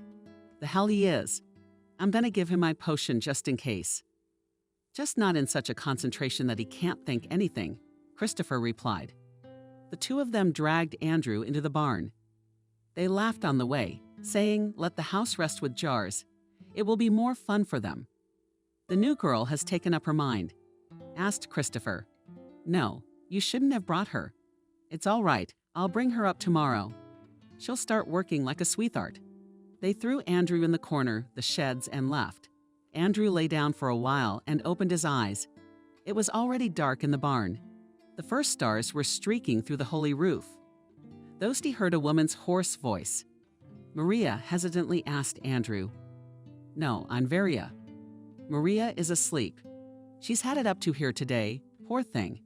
Where is she?" Andrew jumped up from his seat. "Here I am, weak voice. Who are you?" "Maria, it's me. Andrew, White Andrew." The girl gasped. "How are you here? Why follow you, Maria?" Andrew walked over to the lying girl and sat down next to her in the starlight. They looked at each other confused. "How did you find me?" Maria whispered. And then she realized, "What about Ben?" "What about him?" "I left him for you. Don't worry, he and his nanny are very good women." "But I don't understand how you got here." "Oh, it's a whole story." And Andrew told Maria how he traveled to her village, how he talked to Nancy Miranda, how he looked for her. "Maria, I suspected right away that you'd gotten mixed up with some charlatan. So I came looking for you. It's not even a charlatan. A slave owner." Maria answered him quietly, a monster of some kind, and she briefly explained what was going on here. "But I'll have them tomorrow," Andrew replied. And some tomatoes lightly hugged Maria by the shoulders. "You must be cold." "There is a little. Thank you. I'm the one who should thank you for my son." "Maria, I didn't know anything at the time." "Emily, you were lied to." "Really, you didn't know?" Maria's voice trembled and she shook all over. "Really? Jesus, I'm freezing, Maria. Stop baking for me." "We have a son." Maria did not answer him anything, just ducked into his shoulder. Everything that was happening seemed to her like a dream. She is now next to someone whom she had never dared to think about before, and he's sitting there with his arms around her, and it seems that all the bad things in her life are gone. In the morning, the door creaks open and Christopher peeks into the barn. "You can hear me," he shouted, and immediately received a powerful blow to the jaw. It was Andrew guarding him against the wall. "And you rest now," he said, and then twisted the old man, tied him up with the rope, which just so happened to be on the wall in the barn. Camille came running to the noise. Andrew had a little trouble with her. You shouldn't hit her. Women after all. But soon the wife was by her husband's side. Andrew walked across the yard, looked around, ignoring the shouts and screams of the bound owners. In the house, he found his briefcase with his papers and his cell phone. Except the phones were no use here. Cell service wasn't picking up. Maria and Wendy's IDs were there too, along with a dozen other passports. All women. Andrew felt goosebumps running up and down his body. Ghouls took advantage of the helplessness of sick people and squeezed the last juices out of them. You should get a life sentence for that. "Okay, girls," he commanded Wendy and Maria. "Let's go to the nearest police station. We'll turn these bastards in, file a report on them. Let them find out what they've been up to." "You're leaving," Varia whispered. "And I'm staying." "Varia, what are you doing?" Surprised Maria. "It's not good. I'm very afraid I won't make it. And where would you fit in there?" "You and Maria are two ahead." "In the same place." Andrew answered her. "You need to go to the hospital, Wendy." He convinced Wendy. They put the criminals in the back seat. The three of them got in the front and drove off, leaving the horrible yard in the past. True, at first they listened to the screams of cursing pleas of Serafima and Christopher. But Andrew promised to shut their mouths. Then they were silent. At the same station was the office of the district officer. Andrew took Serafima and Christopher there. It took him a long time to believe that what he'd heard was true. But Varia and Maria confirmed the tile marks on Maria's body spoke for themselves. Then Wendy became very bad, and the ambulance came to take her away. She said goodbye to Maria, probably not to see her again. Maria thoughtfully looked after the ambulance leaving. "Wendy, yes, we don't see each other in this world. But on the other." Very soon, she suddenly said aloud, "Why are you suddenly going to the other world?" Andrew asked jokingly. "Andrew, I'm sick. I wrote to you about it. And Mom probably told you too, since you were here, right?" "Yeah, I know all that. But Maria, I didn't tell you yesterday. The main thing is that I found a doctor who's willing to help you." Andrew exclaimed, "We have to go to New York right away. To be honest, I don't believe it. I've heard so many things from doctors. I can't be helped. And I say you can be a little angry," exclaimed Andrew. "Maria, at least it's a real chance. Or do you want to look for some quack again?" "No, to Christopher, I definitely will not survive." Maria smiled sadly and nodded. "Let's go to New York. At least I can see my son." Emily in the meantime settled in her former home. Not even 24 hours later, when she started shouting at the servants with Galina Dmitrievna, they had a fight. "Why did you make this damn borscht? These cutlets with potatoes. It's all so colorful, harmful." She shouted when she saw what she was going to have for lunch. "If you don't like it, don't eat it." The cook replied stoically. "Ben really likes baby Ben, who was happily flying already." Borscht smiled contentedly. "Yes, like a grandma's." Like a grandma's before Emily clarified. "You should live with your grandmother." And left the table without eating. Took and Aunt. Quietly whispered the boy behind the hatch viper, winked at him Lucy. "And you eat baby." "Then don't bang your spoon," reminded Kelly. And everyone went on with their lunch. Everyone pretended that Emily didn't bother them at all. Though she'd gotten on everyone's nerves during the 24 hours she'd been here. Especially Svetlana, whom Andrew's ex-wife wanted to make her ally. But Jenna is not a stupid girl. She saw that Emily behaves as if the earth was burning under her feet. Runs into this house like a beaten dog and pretends to be the boss. "No, honey. Your time is up." And Emily, locked in her room, was thinking about what to do next. "Yeah, I gotta get in touch with the boy. He's a little wolfish." Although Emily can barely stand him. He should have shown up. And when Andrew gets here, he still won't return her calls. Andrew and Maria arrived in the capital in the evening. Maria, after the flight and the events she had experienced, was quite weak. Andrew decided to take her to the clinic immediately. He called Ethan. "You found the library," the doctor grinned. "Sure, bring her in. The sooner we start working on her, the better the chances of a favorable outcome." Maria passed out in the cab and into the clinic. Andrew carried her in his arms. "Save her," he begged Ethan. "She's so young. She has 2 children she has to live.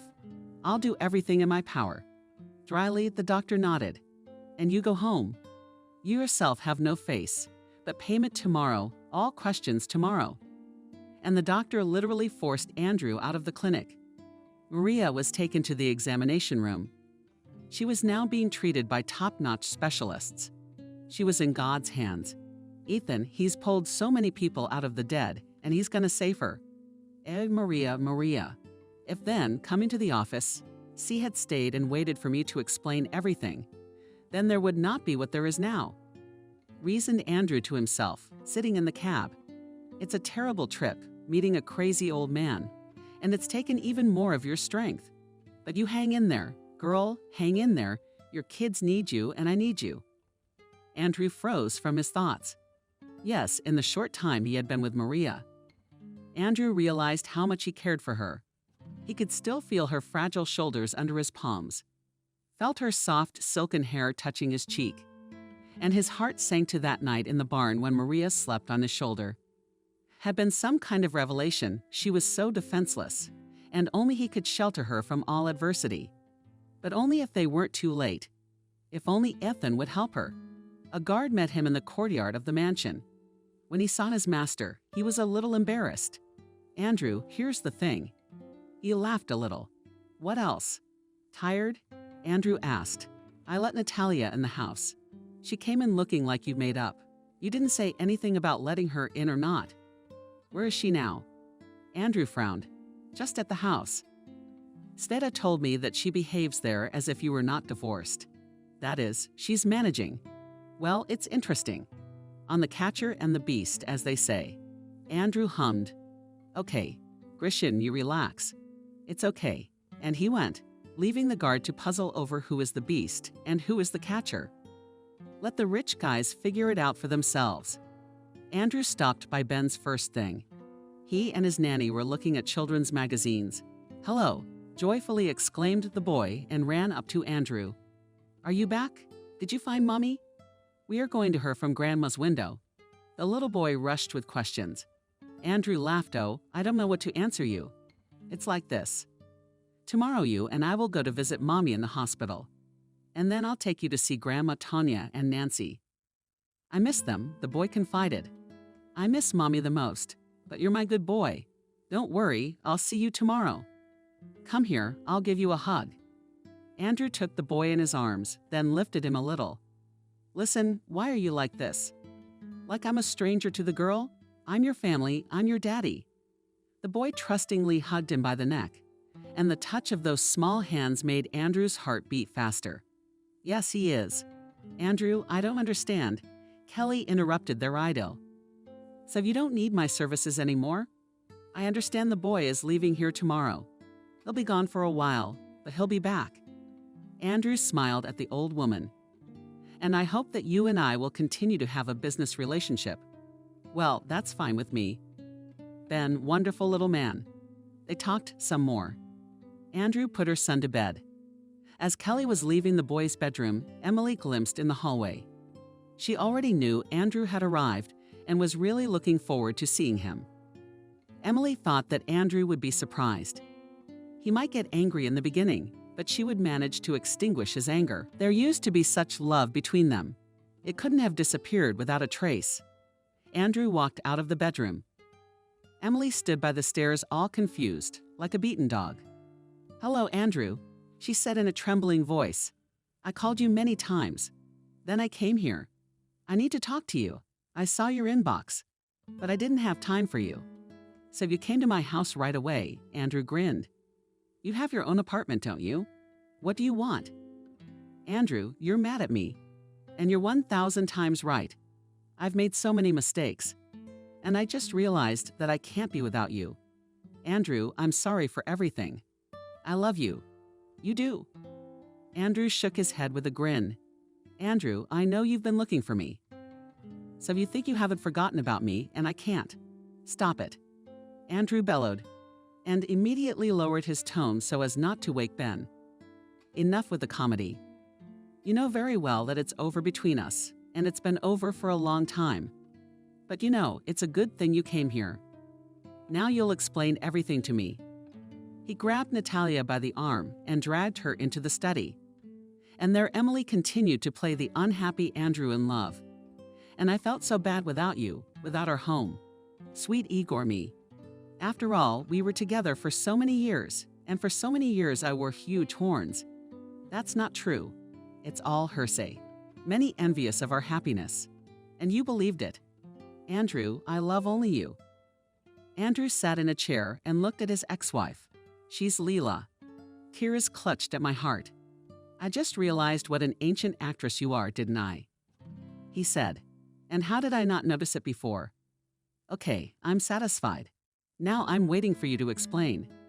How did it happen that Maria was alive? You were the one who delivered her body. Maria frowned. Emily, the one. That's what I did. Then she paid the people from the ritual. They took her back to her home village. Is it my fault I made a mistake in identifying her? You remember what was left of the body, don't you? Yeah, it's a strange story. It turns out she's alive. And this boy is in your house. So that's our son, Andrew. So she's a criminal, and she should be tried. Not only did she break contracts 5 years ago, run off with our kid, but she framed some other poor girl. Maybe she nailed her and set the car on fire. And now she shows up at your house, and she wants something from you. Andrew, we need to call the police right now. She's a criminal. I'll call the police first. I wanted to hear the truth, not the fairy tale you're trying to tell me. Andrew walked over to his ex-wife and grabbed her arm. Or are you telling me everything? And then I let you go. Or I call the police, file a report, and let them handle it. I'll be in charge of the investigation from now on. And I assure you, you'll go to jail for a long time.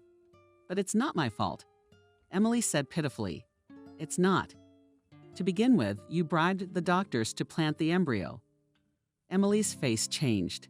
She hissed and said calmly in the back of her head, Of course you did. What else could I do? Doctors rejected all my eggs. And here's this fool who agrees to anything to save her back. And everything was going so well until you started looking into it. I saw the way you looked at her. I had to get rid of her, and I told her the truth. I knew she couldn't give up her baby, and that was the right calculation. That's where the woman's corpse in the car came from. Emily sighed heavily, thinking, pacing the room, thinking about something. Then she stopped and looked at Andrew with hatred. How much do I hate you? She said quietly. You're finally telling the truth. I love you, I love you. Andrew said sarcastically. You've been saying all your life child is a child. Not paying attention to his tone, continued Emily. She had already spoken and spoken, and there was no stopping her anger. The baby was spilling out of her. What do I need that snotty puppy for? Especially from another woman. Then I put her on the train. I was able to steal her passport after checking her documents. That fool went away happy. What about her belly button now? I should have acted. You ruined a man. Andrew looked at his ex-wife in horror. Are you out of your mind? Emily laughed nervously. Why would I do that when I have billets? The day before conducting Maria, I found a suitable corpse in one of the morgues. You got hit by a car. The corpse was unclaimed. For a small fee, I managed to do it all. And the cab driver got so much money, he took off to the south somewhere. Then I built the accident. You couldn't have done it on your own. Did you have accomplices? Emily lowered her eyes to admit to her ex-husband that at that time she had an affair with a general from the organs was beyond her strength. The general helped her well, gave her people who arranged everything. He put the case on the brakes. He explained to the investigator what and how to do that unknown woman. I tried to get her buried in the nearest cemetery. That was no problem at all. He was a good man, but he died a year after the whole thing. He had a stroke. It's a shame. Emily cried a little bit then, but then she forgot. So who helped you? Andrew raised his voice. He's no longer alive, Emily admitted. Andrew only shook his head. Here, in fact, he knows everything. He didn't need the details. He'd already guessed something like that, though. Now he knows for sure. There's one thing I don't understand, he said at last. Why did you come to my house now? Aren't you ashamed to look me in the eye? My son. Andrew, I'm willing to kneel for as long as you say. I'm sorry. I've done everything for our love, for my money. You did everything, Andrew answered her sharply. And at the same time, you did not forget to sleep with other men. So get out of my house, and I don't want to see you again within a radius of 5 kilometers. Got it. Andrew, how can you do this? Another tear. Emily, don't get emotional. Think about it. I mean, we used to be good together. Until I found out about your cheating. And do you really think I can forgive you for the Maria thing? You took away 5 years of my son's life. Get out. If you don't leave now, I'll call the police, and I'll definitely file a report on you. I don't have any money. Emily whispered, None at all. What can I do to help? Andrew grinned, and thank God you're out. Go away nicely. I forgive you, but I don't think I will if you come after me or my son or Maria. Maria, so there's something between you two. I'm not mistaken. Emily exclaimed. Evil glared at her, and that's none of your business. And I'm warning you again, don't mess with us anymore. And so Emily left Andrew's mansion that night. Soon Emily sold the apartment and moved away. Where to? Why? No one ever saw her again. Andrew didn't bother to dredge up the past. It was too tedious. I mean, I had to shake down the doctors and deal with the police. Let the past be the past. The next day, Andrew and Ben went to see Maria. She was in a separate room. She'd regained consciousness. She was being prepped for surgery. Despite her weakness, Maria tried to lift herself up on the bed when she saw her son. My son, she said quietly, barely holding back her tears. Mommy, Ben exclaimed. He ran joyfully to the bed and immediately moved his eyebrows like an adult. So, Mommy, you lie down. You need to save your strength. Daddy said you'll need it. Daddy smiled through her tears and hugged her boy. Then she looked furtively at Andrew. He was standing next to her and trying to smile. He believed that everything would work out. Thank you, Maria whispered. I realized that everything in this clinic is very expensive. Don't even think about it. Thank you. Andrew replied and sat down next to her on a chair. Don't worry about anything. I will go to your mom and daughter today, call them to check on them. Daddy, you said you were taking me to see them. Don't you get it, boy? Of course I am, but it's just for a while. And then I'll take you all back to my place. I just need to get my mom fixed up. Andrew, let's not get too far ahead of ourselves. Maria touched his hand. Her fingers trembled. The only thing I want to ask is that if anything, you take care of Ben and Nancy, please. I know I don't have the right to ask, but my little girl, if anything happens to Mommy, has no one in the world. I told you we are all together now. Andrew answered her seriously. And don't think bad thoughts. The doctor said that everything will be fine. Maria only nodded weakly in response. In fact, Ethan did not give any favorable prognosis. He refused to talk about it at all. Everything would be clear during the operation. That day, Andrew only stopped by the office, then together with Ben went to the distant Danilova. Andrew decided that for the duration of the operation, let the boy be with his own grandmother, and then we'll see what to do.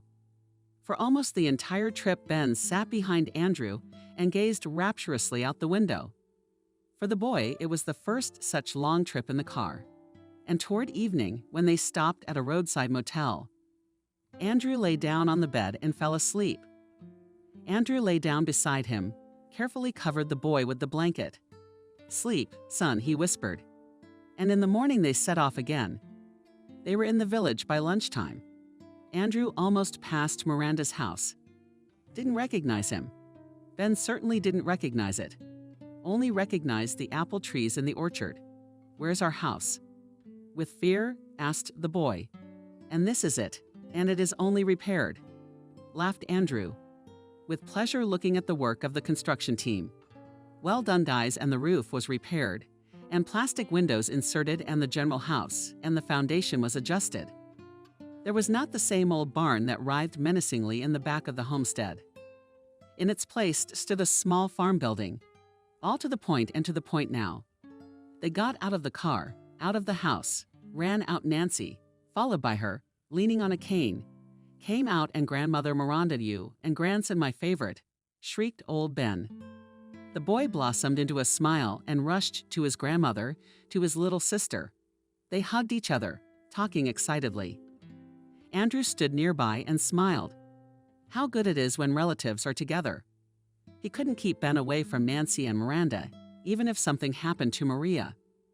And then he mentally warned himself with Maria, and everything would be fine.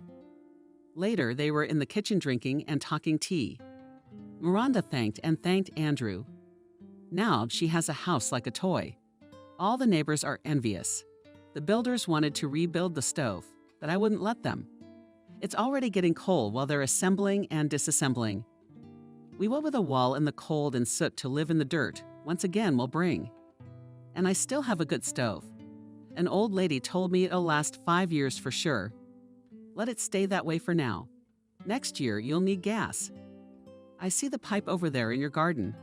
Yes, it's a pipe. It's just a road. Don't worry about that. They were silent. And when the brother and sister ran into the room, the elderly woman with anxiety and trembling in her voice asked her main question, how was her daughter?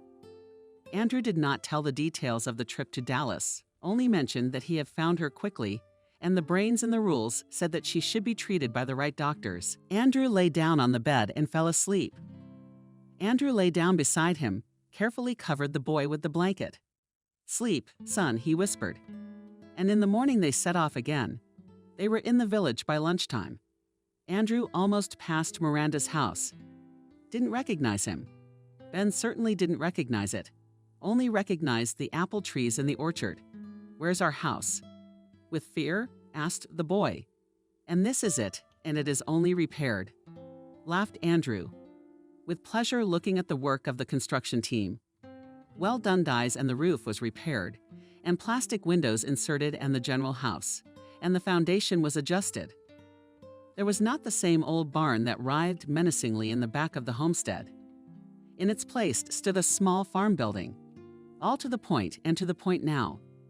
They got out of the car, out of the house, ran out Nancy, followed by her, leaning on a cane, came out and Grandmother Miranda, you, and grandson my favorite, shrieked old Ben.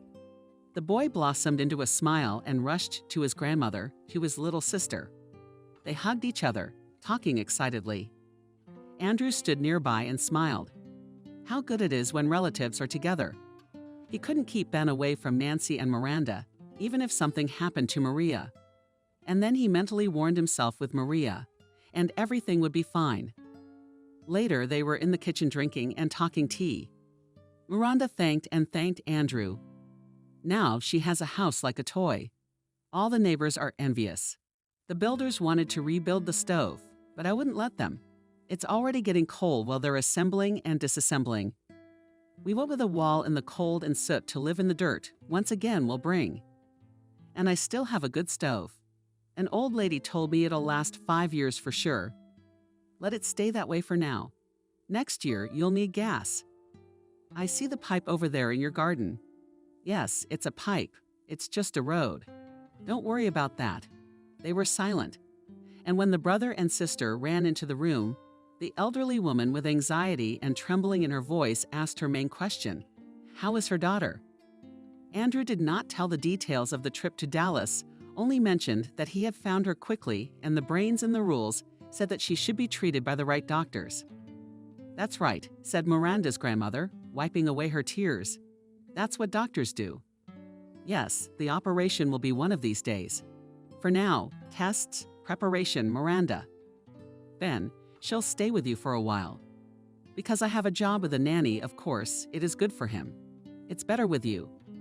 You're still asking. The old lady shook her hands. Ben is my family. I'm always better with him. But he wasn't. and my heart was not in place. And now I'm ready to sing songs. I have my daughter's blood with me. I wish Maria would get better. Let's hope so, nodded Andrew. He left, promising to come back soon. Miranda, after seeing him off and putting the grandchildren to bed, stood by the icon of Nicola the Wonder Worker for a long time and prayed silently. The word was indecipherable. What are they for when the prayer comes from the heart? The elderly woman thanked that her stubborn daughter was found, that she agreed to the treatment and asked for one thing to give strength to her car. A little more about the miracle. May this sore not turn out to be so terrible. The surgery was scheduled for Friday. Ethan had personally called Andrew and informed him about it. Now all we had to do was wait, but the phone was silent. Things were getting out of hand. Andrew sat and waited. Kate, seeing the chief's tension, tried to distract him somehow. She made tea or coffee. Kate, your coffee will soon come out of my ears. Suddenly, Andrew said in a pitiful voice, "Oh, I'm sorry, Arabella Kate. I can just see that you're having a hard time." "Yeah, you're right. And why is this surgery taking so long?" "It's gonna be okay. You'll see." Kate smiled encouragingly. Of course, no one knew for sure, but everyone was hopeful. By the way, the office found out Andrew and Maria's whole story from somewhere. Who? No one thought much of it. It's just that Kate kept in good touch with Larissa Petrovna, the nanny. But she told the story, which she witnessed by accident. Did not know the details, but enough of the main thing. Andrew's ex-wife brought her husband, sold a surrogate mother, who turned out to be no surrogate at all. That's how twisted the story turned out to be.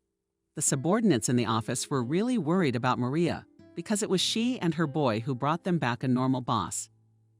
Andrew had turned into a robot. Lately, finally the clinic called.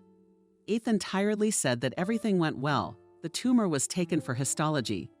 The first analysis shows its good quality, but we still need to scrutinize it. It's so big, and it would have killed the patient anyway if it hadn't been for this surgery. So what's the fear now? Asked Andrew. Now get ready, young man. I think you have a big change ahead of you, Ethan said with a smile. Andrew thanked him and hung up the phone. Had they really succeeded? Then the phone rang again. It was the genetic testing clinic. We sent you the results of the research to the post office, said a pleasant female voice. You can familiarize yourself. Girl, you can say in your own words, asked Andrew. In principle, he was long ago did not care what the examination would show. And if in your own words, you are the biological father of the boy. The second analysis. The girl and the boy are related to each other. Thank you, thanked Andrew, and then smiled and shrugged. He already knew all that. Christmas was only a couple days away. Finally, Maria was able to leave the clinic. She was still weak, pale, but most importantly healthy. Yes, she had been through a lot, and now only a growing hedgehog on her head. She still had the occasional dizzy spell and nausea. The doctor explained that it's normal. It would all pass. Then Nancy came to meet her. Andrew with a huge bouquet of flowers. They laughed, they hugged Maria, and they were all family now. Not long ago, Andrew had moved the children and Miranda into the city. Nancy now went to a prestigious high school. Ben is in daycare. Miranda is having her joints treated by big-name doctors. They're all living together in Andrew's mansion, waiting for Maria to be discharged. Mommy, we put up such a beautiful Christmas tree. Ben was giddy with excitement. It's so huge. Out in the yard, Nancy added, We thought it was better this way. Dad suggested it. It's great. A Christmas tree, alive, and everyone's in a festive mood. Dad also bought us a Labrador puppy. I kept bragging about Ben. What a great daddy we have. Maria smiled. The best. And she stepped toward Andrew and looked him in the eye. Did I ever dream that one day I would meet someone as wonderful as you? Andrew, you're a real wizard. Thank you. I'm still learning, Andrew smiled. Oh, by the way, you still owe me something. That you're confused. You haven't answered me yet. Will you marry me? Maria laid her head on his shoulder and quietly said, You're my favorite, and only with you I want to be until the end. Of course, I agree.